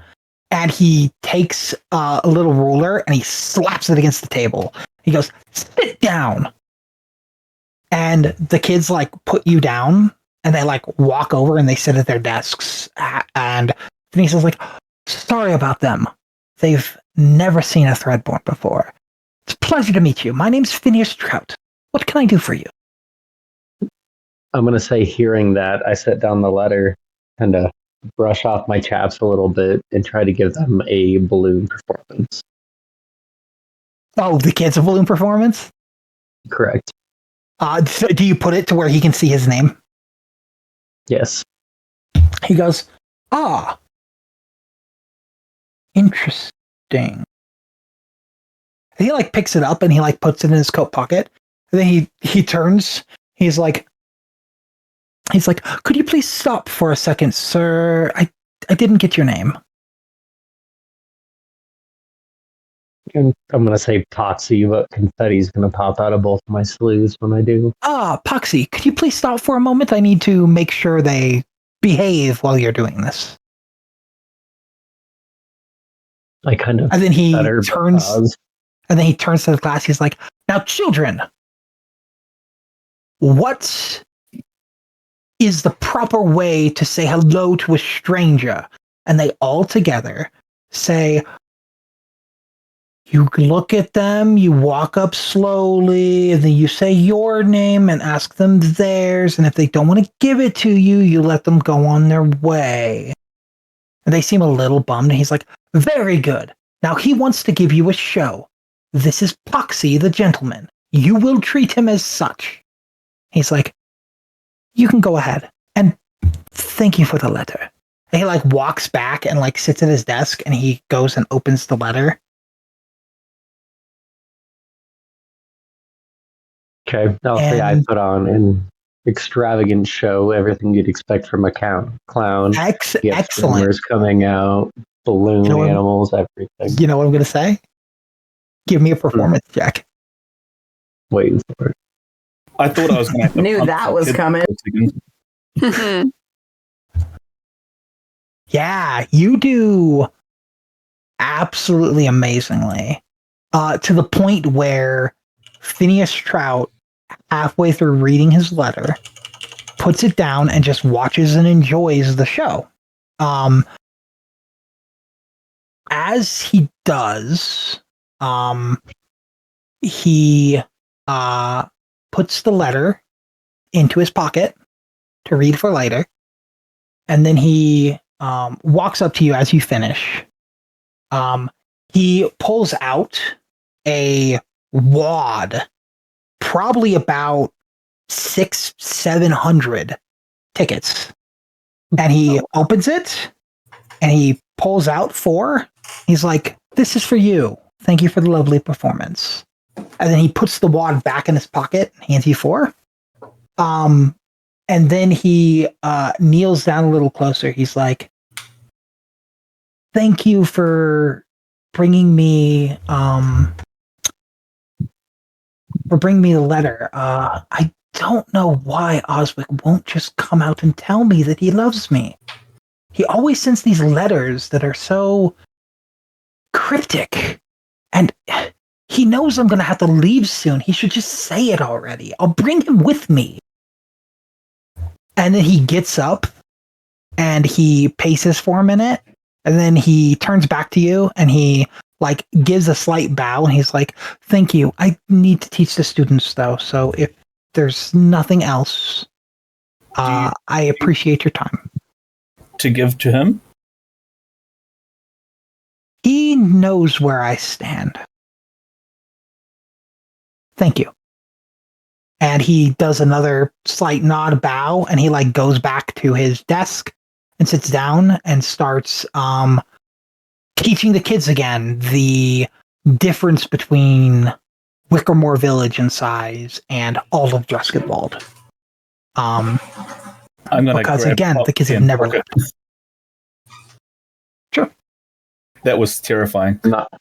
I'm not going to protest. Where are you guys going?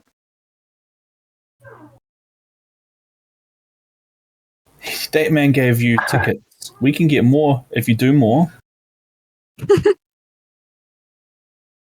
Let's run around town and see what we can do. Sure. Where are you going?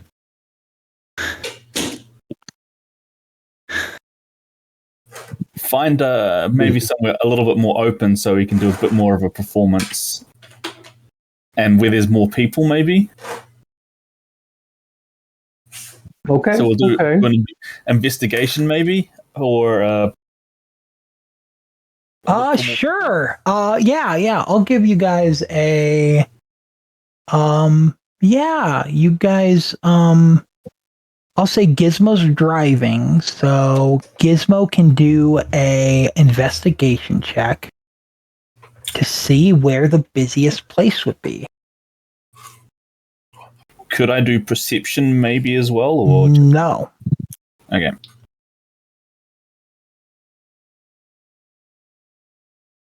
That's not bad. I was worried with the -1. A 50. Yeah. So right now, it's only about 8 o'clock in the morning. It seems that everyone in the town is either at their jobs, the students are probably learning, but knowing towns and knowing where you would do it, you assume that the statue of the town square is probably where people will gather after their stuff's done. And you're assuming that it'll probably be done in about 4 to 5 hours to where people finally come out and like branch together. You probably still have some time before there's going to be enough people to matter.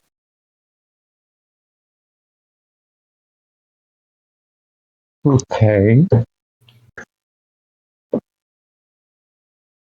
I'll look at Gizmo and say, "You found the spot, but maybe not the time. Let's come back in a few hours."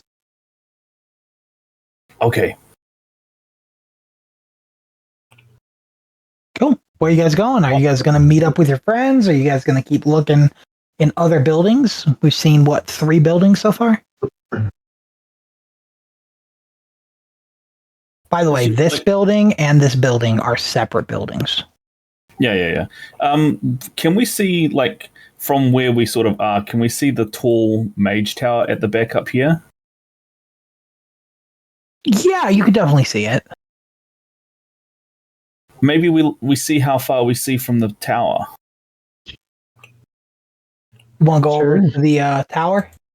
Yeah, Sure. maybe head towards the tower and see what we can see from Sure. the tower. If we can get in or get round. Yeah. As you approach the tower, you are greeted. Someone opens the door and comes out. I will give you a look. And she looks at you and goes, "Who died?" I think we all have, but unsure on Well, this. of course we've all died, but who died again?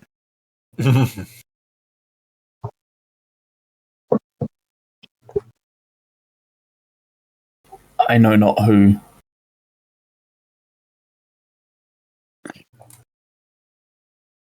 We just wanted to see if we can see. Oh, sorry, I'm actually on the wrong person. Oh. I lied. No.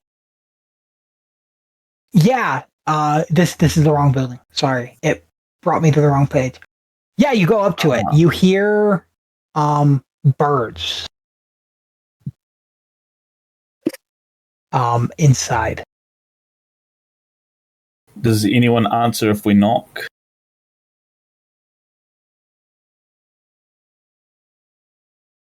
Anyone answer if you knock? Yes. A lady comes out.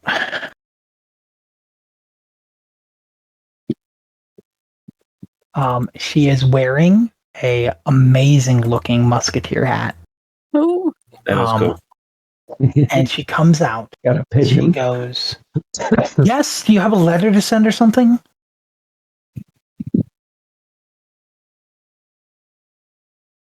She's like, "Welcome to the post office. This is where people send mail across all of Druskenwald. I then gather it all and send it back and forth. What can I do?" No, but good to know. Can we look from your tower to see the surrounding area? No. damn. Okay, fair's fair. What if I? I'm sorry. You are a werecat.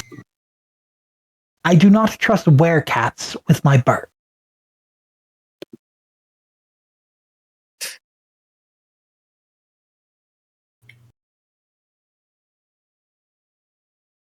Fair's fair. I might step back then.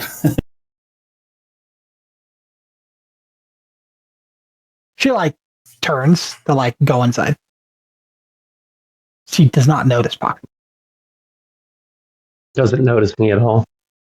Yeah, she's looking at the cat, not looking at you. Can I cast disguise self to look like one of her pigeons? Sure, give me a deception roll. Mm-mm-mm-mm.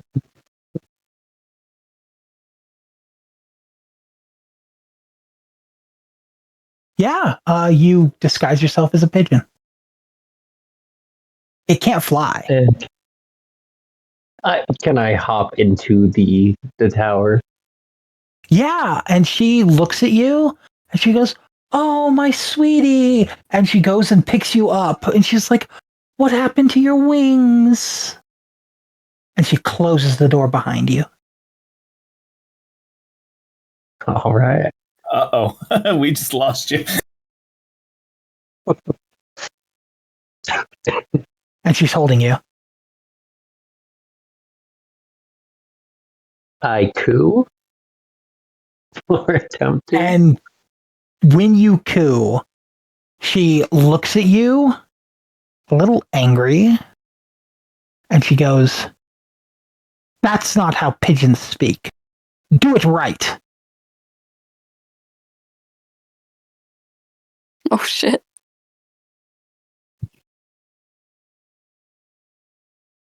I just start pecking at her paws if there was food there, or her hands if there was. Yeah, so she has full leather gloves on.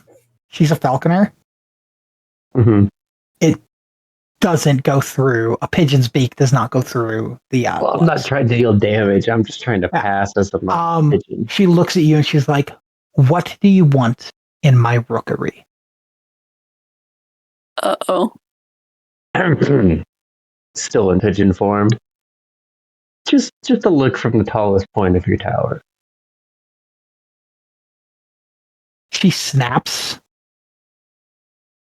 and your pigeon form immediately dissolves Oh. as she casts the spell magic. And she looks at you, and she, instead of holding you like a pigeon, she puts it to where you're just in the palm of her hand. And she looks at you and she goes, "A threadborn. Trust you more than Correct. cats. Damn. But I can't have you walking around freely in my tower. Take Shall me I up there accompany for you? a look, please? Do you agree?" I do.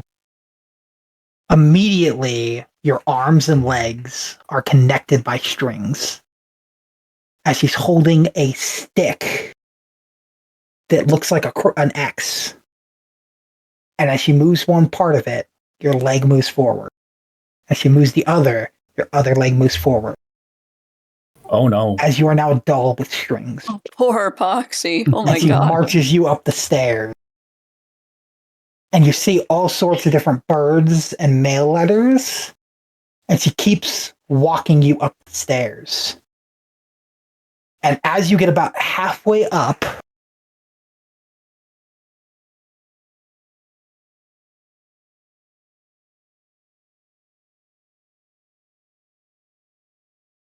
your pocket begins to glow. And from the ticket that was given to Pops, a spell blasts out, severing the strings and launching the Falconeer backwards as a spell from Adela Druskenwald hits her. And you hear, "Leave."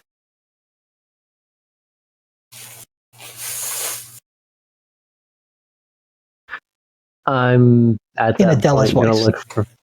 I'm gonna look for any open window, and I'm gonna Yep, dive there's one out right of next it, to you. hoping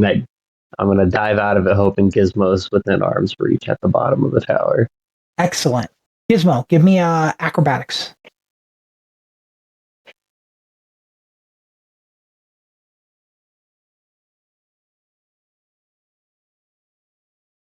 Yeah, you catch him.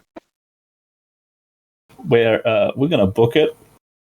I start frantically like pulling on your fur, like, leave now. We need to go. And yeah, you guys leave the rookery. I'm gonna head straight out this way.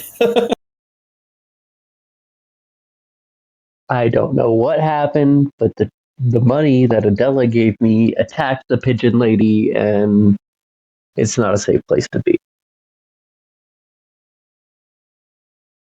Are you guys stopping This here? place is weird. Probably not in here because it's gated. Like I was sort of more along the outside, but Sure. just trying to keep that place sort of in the eye line to see if she comes out to do anything. Yeah, you And- don't and a see bit anyone hidden. coming out. Okay. And as you run and escape from the Falconeer, we're going to move back to Percy, me, Hikas, and Zenmira. Oh, yes, yes. What are you guys doing? I will say that the blast that came out of the ticket was loud enough to hear throughout the city. Did Pops get popped again? What on earth? What are they doing over there? Think we I'm should go sure help it's them. them. we should go there, probably.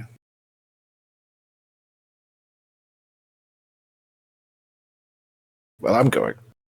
I very agree. slowly. Zenmira, will you be accompanying, or are you? Yes. Okay.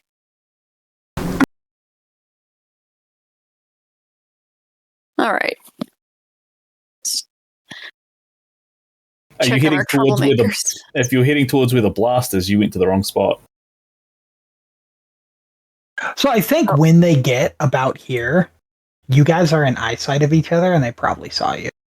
Probably. Okay. Yeah. And we could run to check up on you.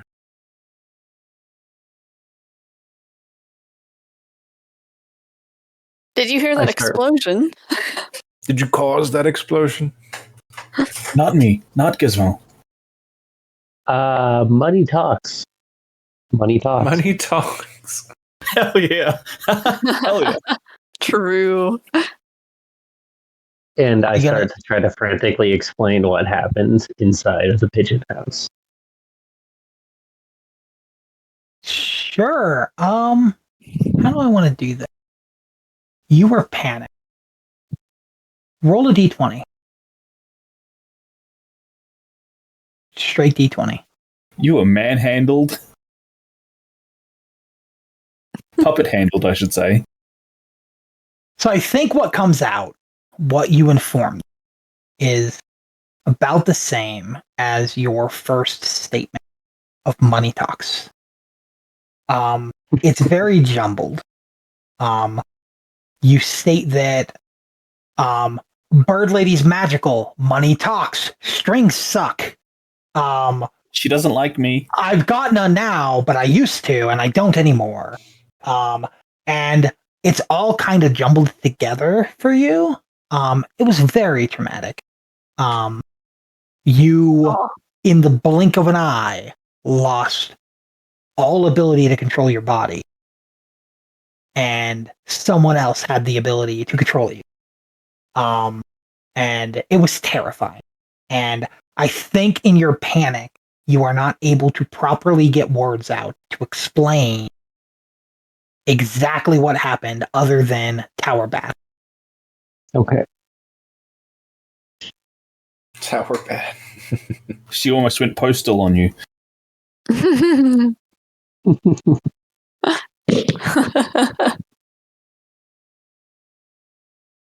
We ran. She didn't chase. As you say she didn't chase, a pigeon lands right there.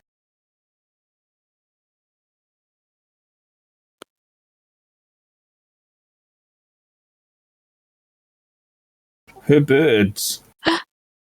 Following us? And then you notice another one.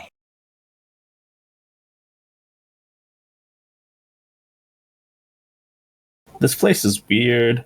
Aw.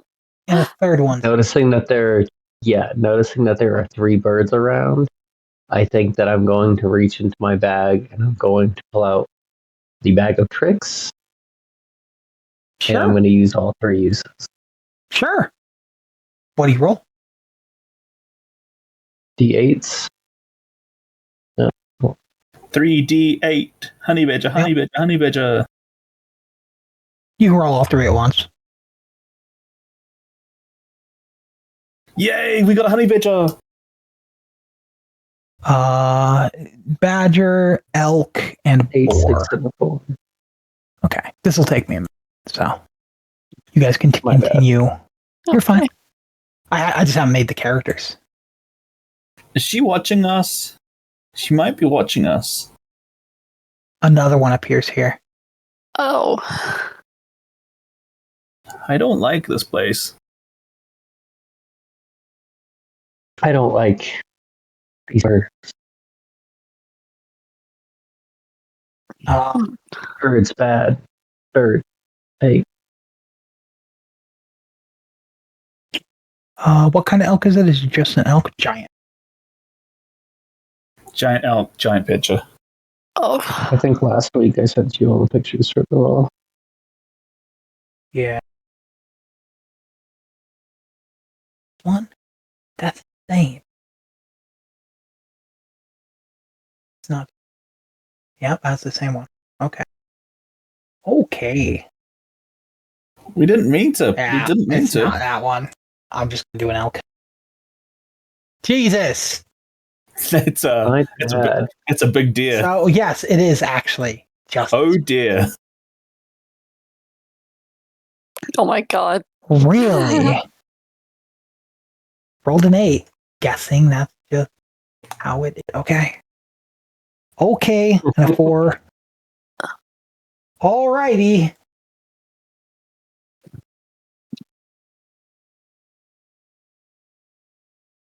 Man, even this is kind of big. Okay.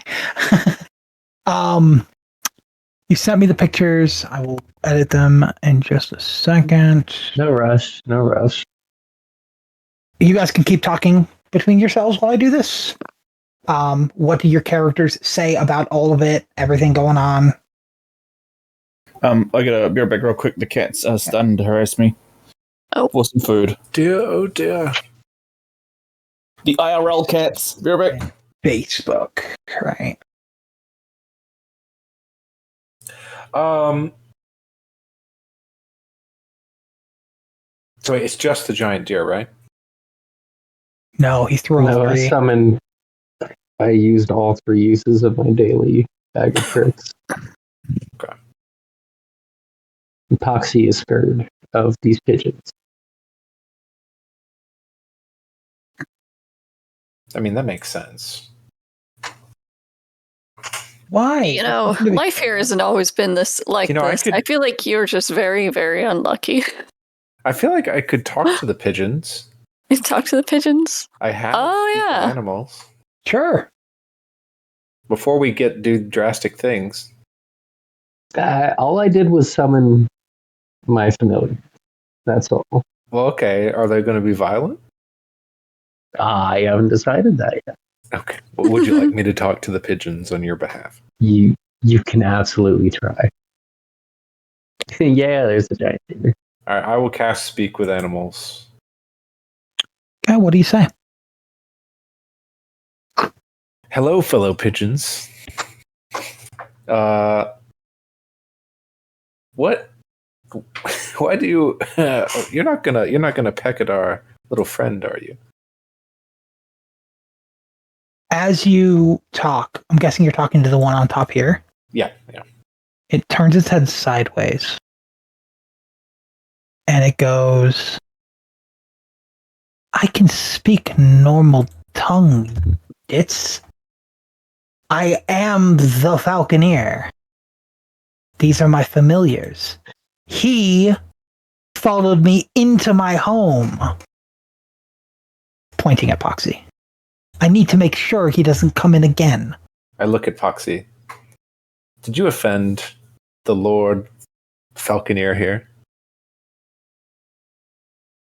Maybe a bit, but I was just trying to get a higher view on the city. Mm. You know, the I best theater for my Vantage performance. point. I turn back to You the needed a Falconeer. vantage point. Was he? What was wrong with his request in your eyes? I said no. Okay. Why don't you want to? Do I go into your house when you say no, I'm not welcome and just barge in? Of course not. Of course not. What can we do to make you feel better about the situation? Don't come into my home. I don't plan to. I'm also too tall for this place. But what if we were able to let him get up on top there, but not be in your nests? If he comes near my tower again, he will lose all free will. I turn back to Poxii. Well, there's really nothing we can do here. You fucked up. Nope. It's all good, and I just have my familiars kind of dance in a circle. And when you say that, all the birds fly back into the rookery, including 3 from inside the ruins behind you that you guys didn't see. And it comes to your realization that you can always be watched here.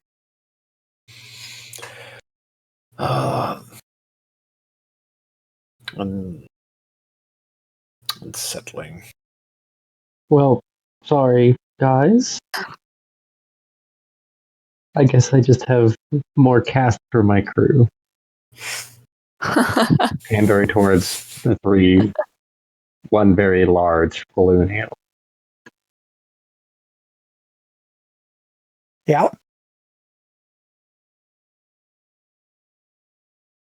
Well, good. We haven't even been here a day, and we're already causing quite a scene.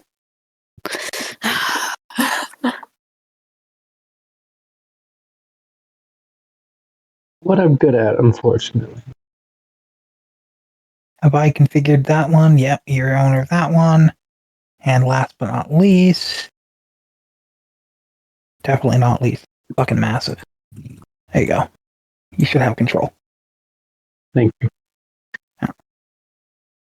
What do you guys do? It is. It is. Oh my god. Is that what you're doing? No. Oh my Yeah, god. I'm just asking.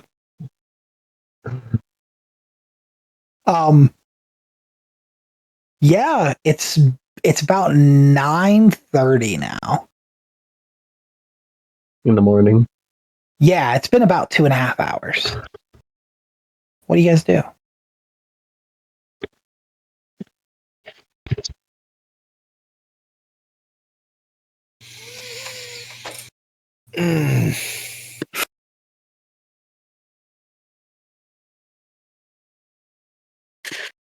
Oh.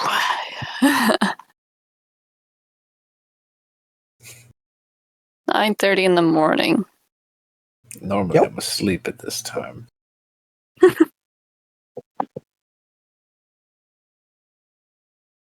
Gizmo's probably just been I'm- pacing up and down against the fence line. Oh. I'm gonna try to hide my little jamboree in the forest.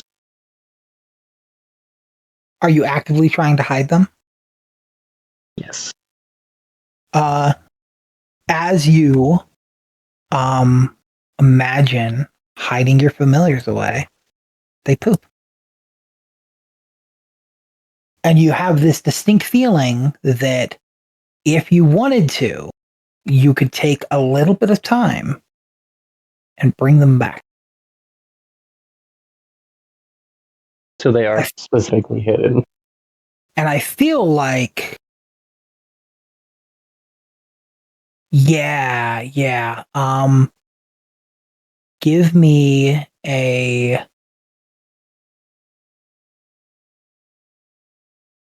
a wisdom saving throw. Oh dear.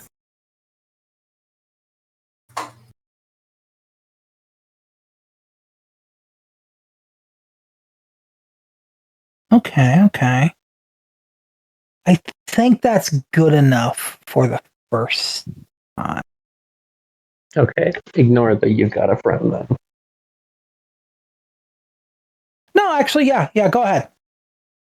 Do it. Add a D4.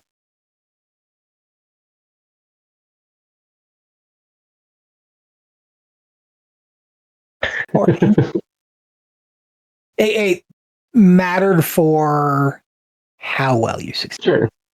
I think you succeed. Not as well as you want. As people, I'm guessing everybody's still looking at Poxii at this point. He just caused a little bit of ruckus. You're a little worried about him. I'm assuming everybody's paying attention to Poxii right now. As he brings his balloon creatures into non-existence out of nowhere.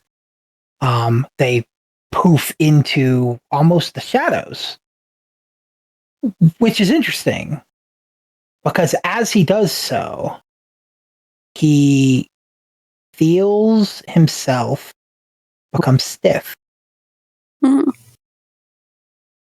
And the shadows that the balloon animals are being pulled into elongates and everyone Mhm. sees a much taller and sinister looking Oh no. Poxie Oh appear what? from the shadows. Oh no, there's an army out there. And as you see this appear,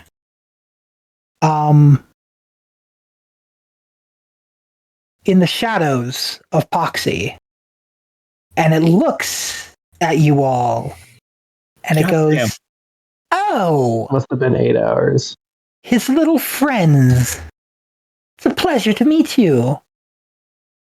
I am Poxie's shadow."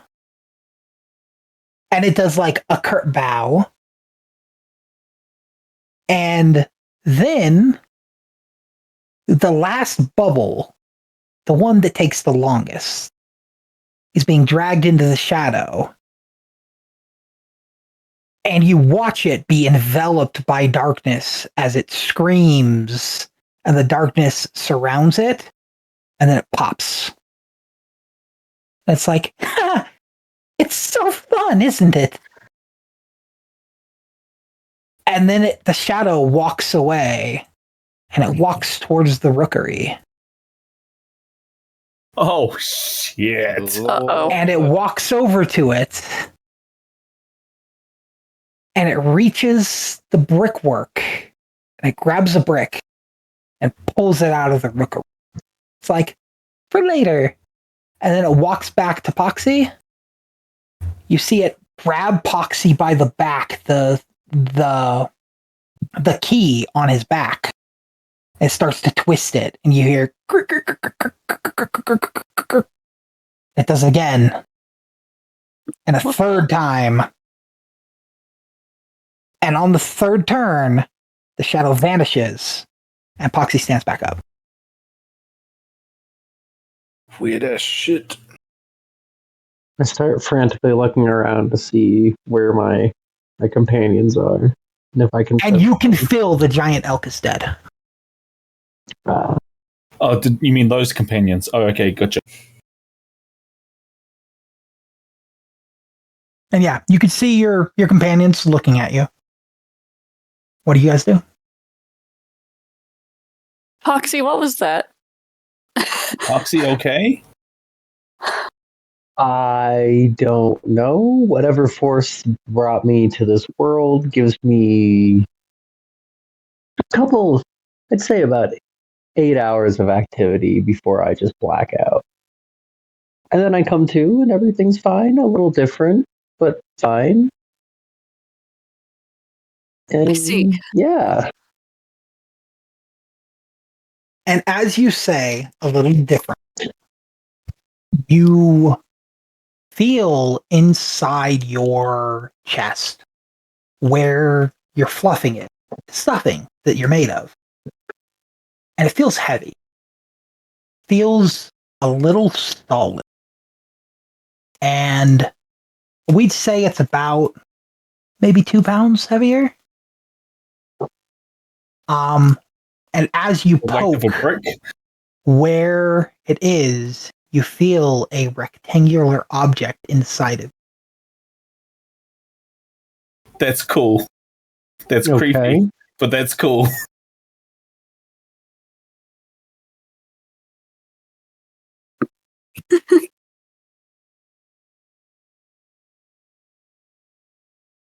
I'm gonna pick Let's him up. say- Does he actually feel heavier?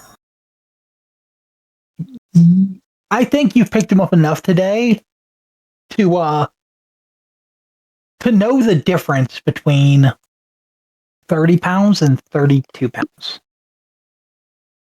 It That's does feel about 32 pounds. 30 pounds. He feels 2 pounds heavier. questionable. Whatever his weight is. I, off the top of my head, don't know Poxie's weight. Don't remember. The weight of a toy. So probably under a single pound. Yeah. You just add So he does feel heavier. A lot heavier, yeah.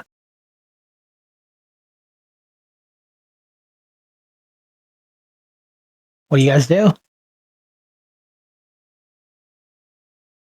I start like asking like what happened. I remember I was a couple feet to the side and I had three balloons out, 3 pops.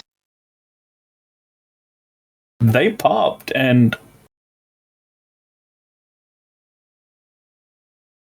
I don't know. I don't like this place. Mustn't be bad. My show. What about the show? When do we want to do that? As I quickly try to change the subject from the party Show? who just saw. Show. What show? Gizmo's Show. Poxii made money with the children. He did a performance. And Percy, I think at this moment you notice something. In your pocket, you notice a spectral glow. Oh, my compass, I think. And pull it out. And it is pointing you. Let me look at where it's pointing. Quick. Remind myself where it points.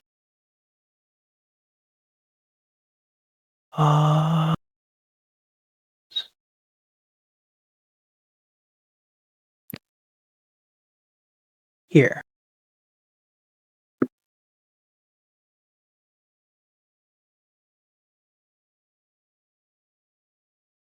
Back towards the house behind the inn. I see. Yeah. It points Percy there. Well, this is quite odd. This thing hasn't acted up since before the Ghostlight Express started acting up.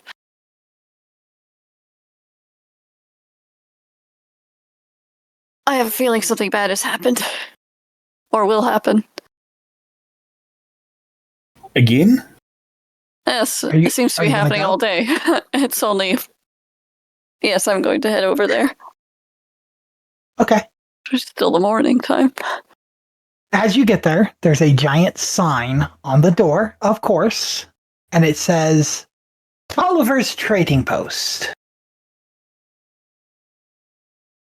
I still have Okay. Poxii with me if Poxii wants to move himself to I absolutely will. Are you gonna go in? Yep. Yep. Enter the trading post. Oh, no, You now see you're a gentleman. This is why I like put myself 5 feet in the air, so that way I can always see my character. Also, others. in the I can't doorway. do that. Oh, there it goes. So see, I can just drop it on me now. Yep. You see 2 guards.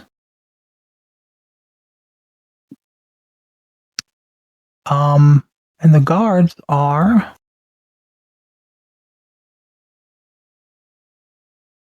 that one, and I got so many characters, and this one are blocking the doorway, and they say, "Welcome to Tolliver's Trading Post. I am Wilma, and this is Ronald, my lovely husband. Are you here for trade?" Just browsing around. We're new in town. Please come in. Oh, thank you. As you go inside, I'll hand see- Poxii off to Percy. Oh, thank you. I'll stay outside. Gently taking Poxii. you see an old man with a 2 pipe. pound heavier pop. And 2 he pound heavier goes, Poxii. he goes, welcome to the Trading Post. I am Balthus Tolliver. I have traveled all across Druskenvold as a young man, and I have decided to set up a trading post in my hometown. What can I do you for? Well, That pipe is really cool, by the way. Huh? His pipe, it's really cool. yeah, Ah, I agree. the bloody hand that's like holding it. My my entourage and I are new in town, so we were just getting the lay of the land, and I thought I'd browse your wares, see what you have. I hate to waste your time. I'm not really in the business of buying anything at the moment, but I would like to see what you have. Well, maybe you are in the business of buying things. Let's see what you have to offer. And he casts a spell. A ritual spell, but a spell of detect magic. Oh, And he looks up and down you, and he goes, "Ah, I notice you have a very interesting little compass there. Could I see it?"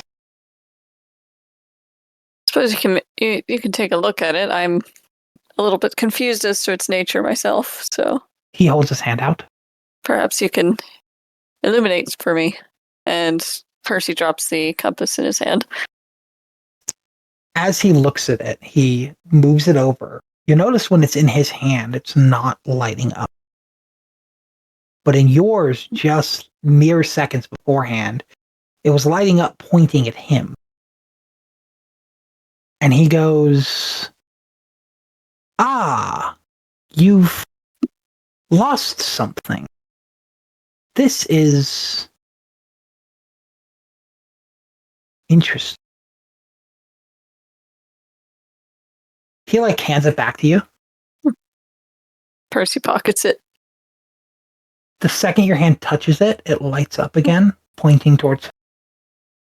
He goes, "It seems I'm to help you find what you've lost. I am very interested in lost objects. I do know of a couple places that lost objects tend to go. There's an engine. It's in a valley from the Stranger Ferry Works. It's aboard what's called the Dead Man's Riverboat.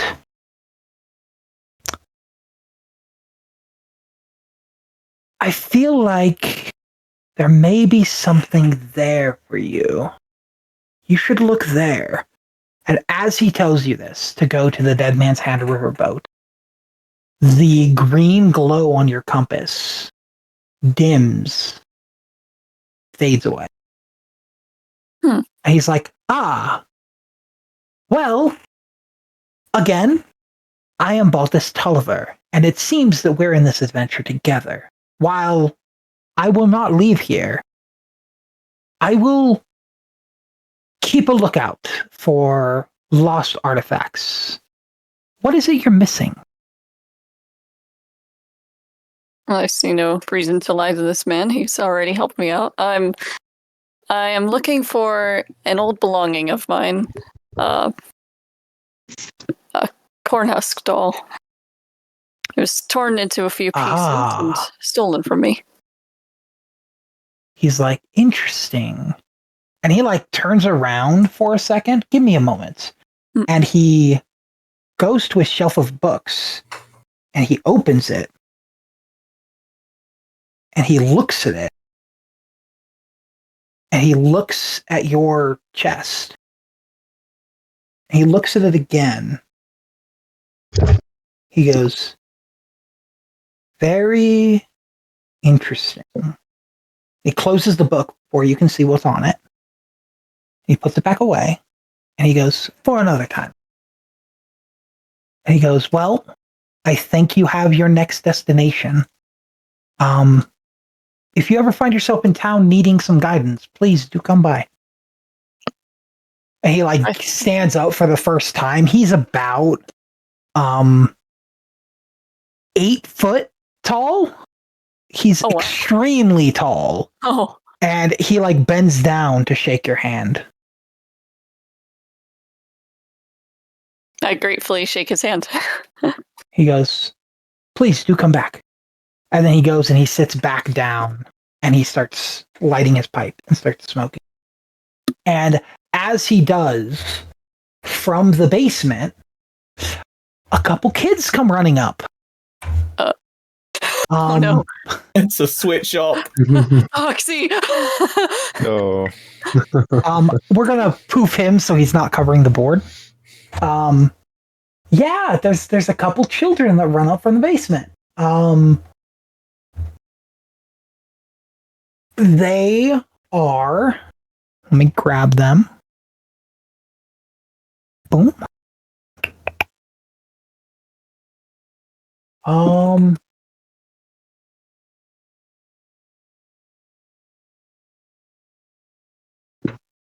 Boom. And the last one is Eddie. And boom. And they run up and they see you and they're like, oh, cool. You're like a scarecrow. That's awesome. And then they like run past you out and like both the guardsmen like stop them and they're like, what are you kids doing? It's time for business and you said you were sick so you couldn't go to school. Why are you running about? And why do you have that sword? I swear. And the guy, he keeps his very stern composure, but Wilma, who walked past you and talked to you and let you in, she laughs a little bit and loses her composure as her adoptive children are ditching school to play. And she laughs a little bit and she goes, come on, Ronald, you did this as a kid too. And yeah, they're running around. One of them, this one here, Eddie, didn't run forward with the other two, but is still looking at you. And it's like, how do you work? How do I work?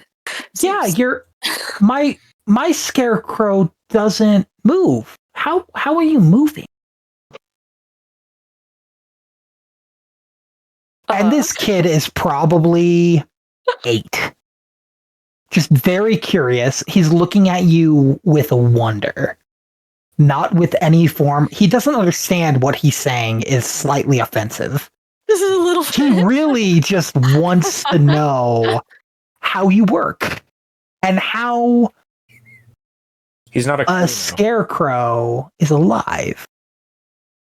And he's looking at you in wonder and awe. And he thinks you are the coolest thing that like exists. And he just keeps asking, he's like, how? When did you come alive? Like, how does this work? How does all this come together?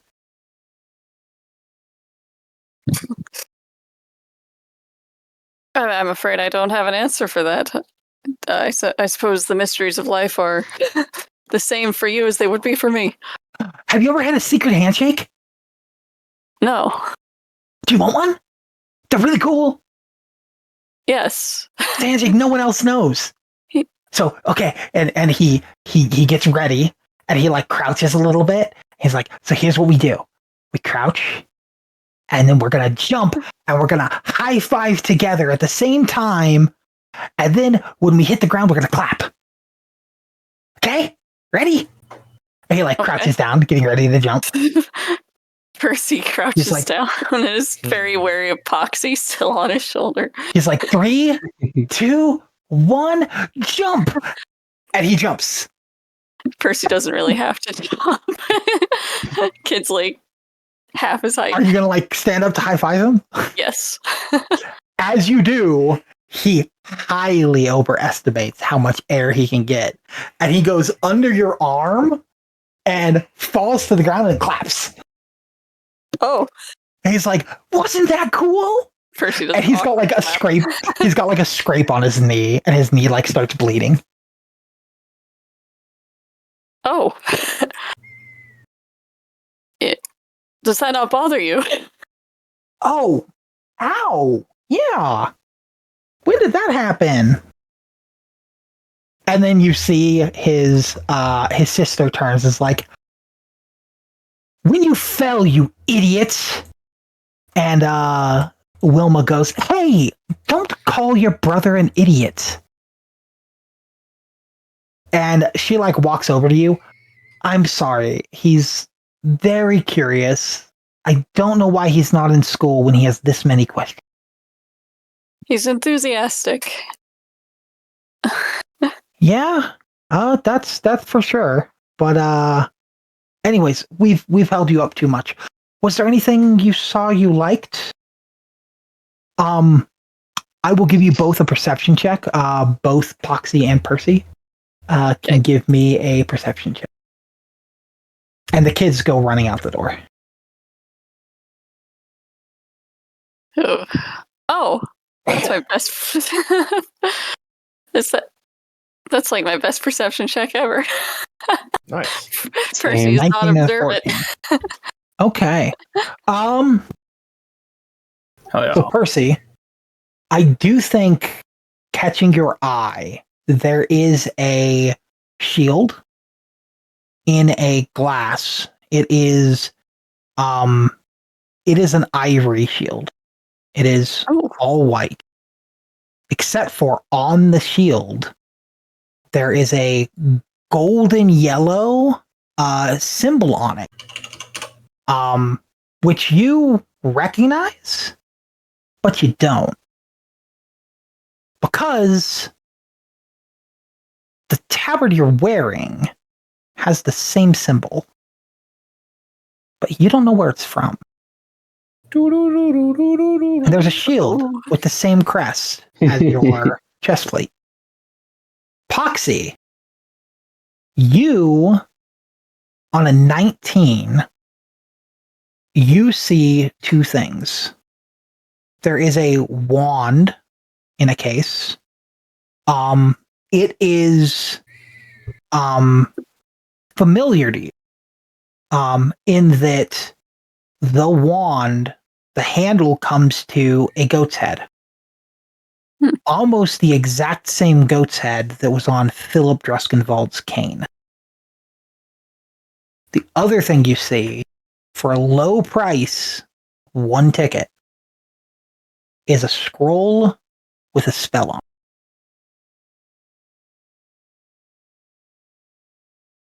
it. Oh. And through your knowledge, you have a party member that is able to absorb spells. You've seen him do it with a necklace. And there is one in the container for 1 ticket. You don't know what the spell is. Buy You it can't without read. question. Cool.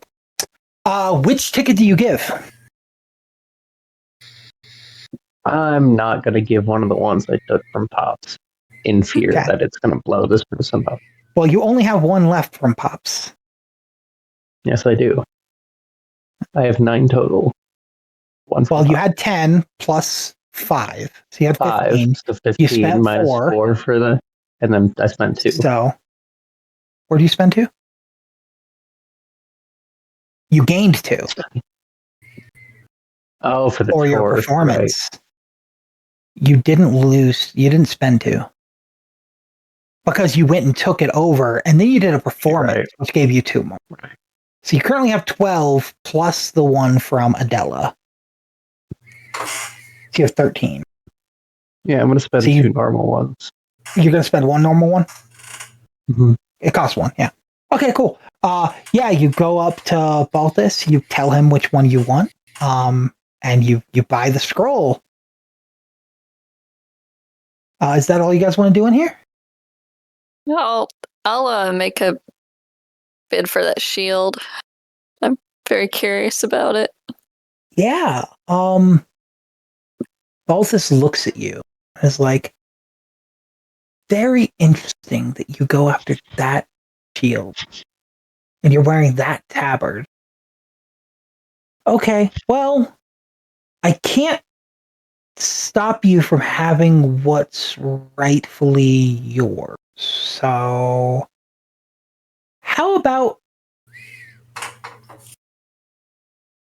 you have it? Oh, It's yours. thank you. You've already given me a lot today. And he gives you a +1 shield with the crest that's on your chest.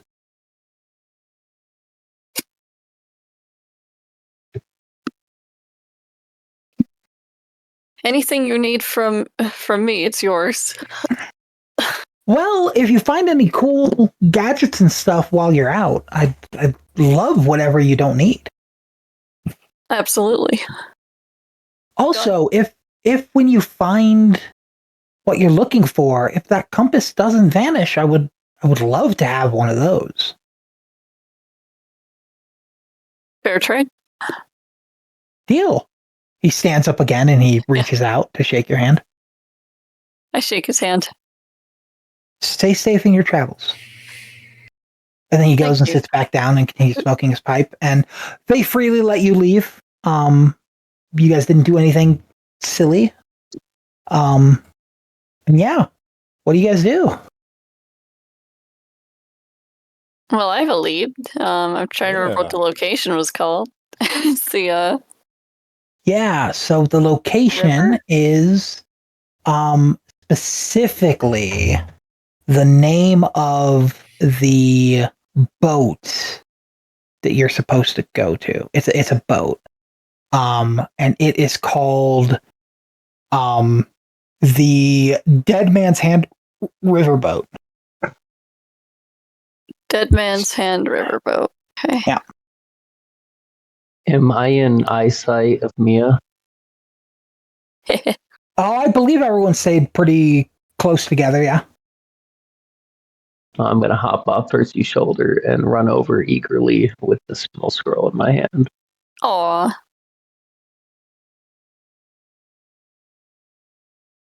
Mihakas. What's the question? He is running over to you with a spell scroll that he bought for you. Thank you, little boy. He has no idea what's in it. Such a good little boy. I hand it over and I take it. kind of kick my feet a little bit, run off. Aw. It's a DNA test.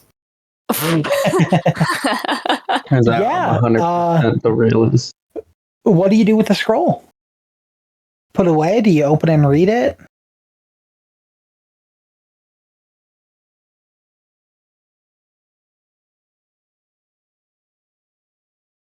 Mihakas? I will read it. Okay, give me an Arcana. Got it. We'll give you advantage on this one. Thank you.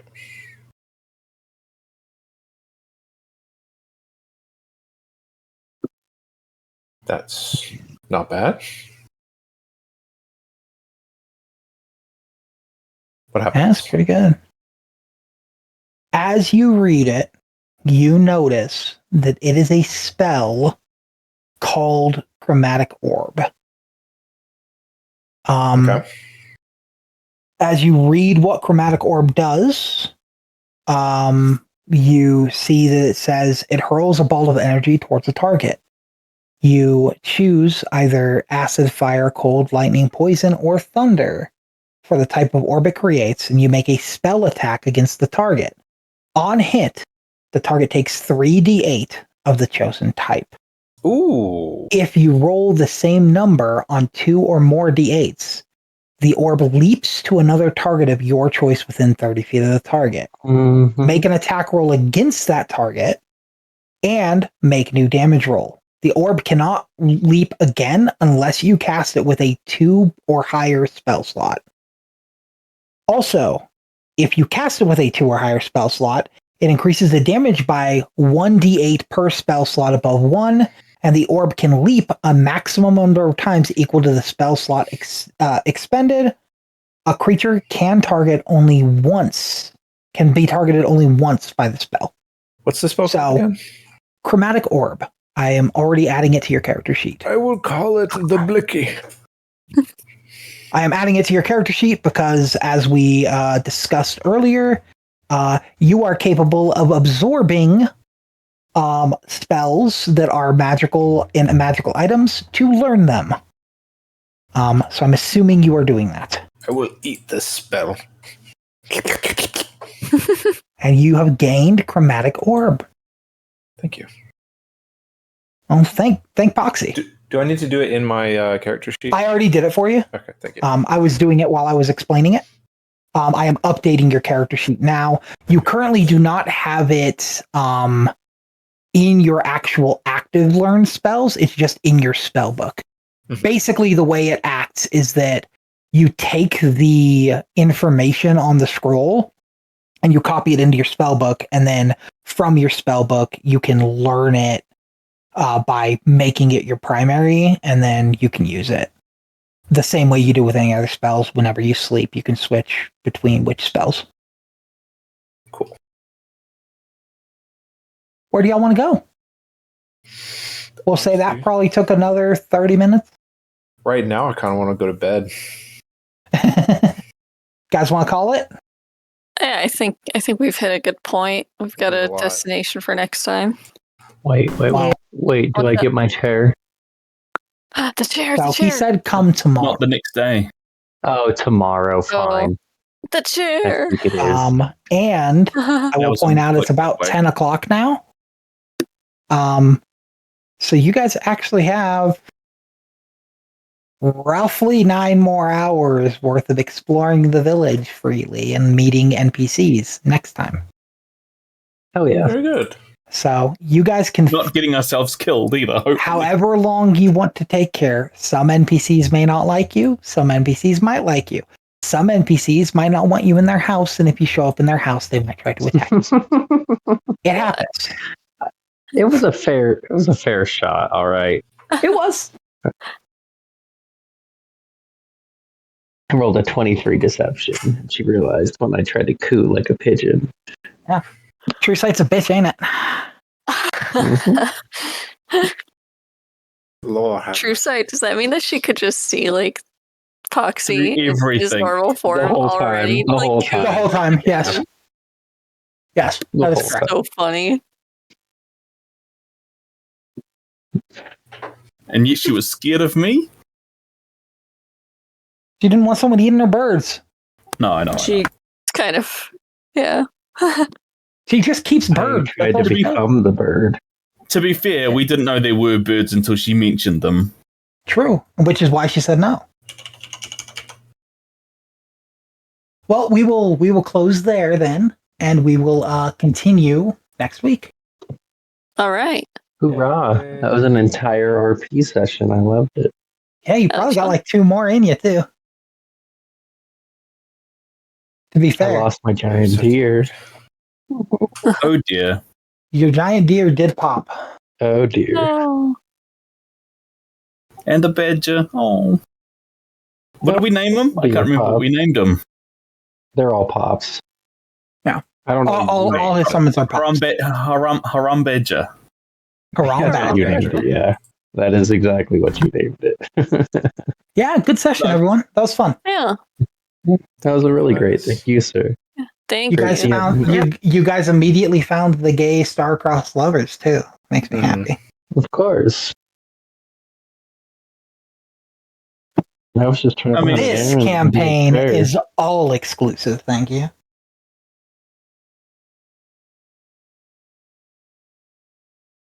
It We're was woke. really fun. Cool. Yeah. It was. Whew, yeah, I Yeah. need bed too. Continue My same goodness. time next week. Same I gotta time go next for week. 5 hours and go to work. That is it for this episode of Poxie's Playhouse. Thanks for joining us, and we'll catch you in the next one.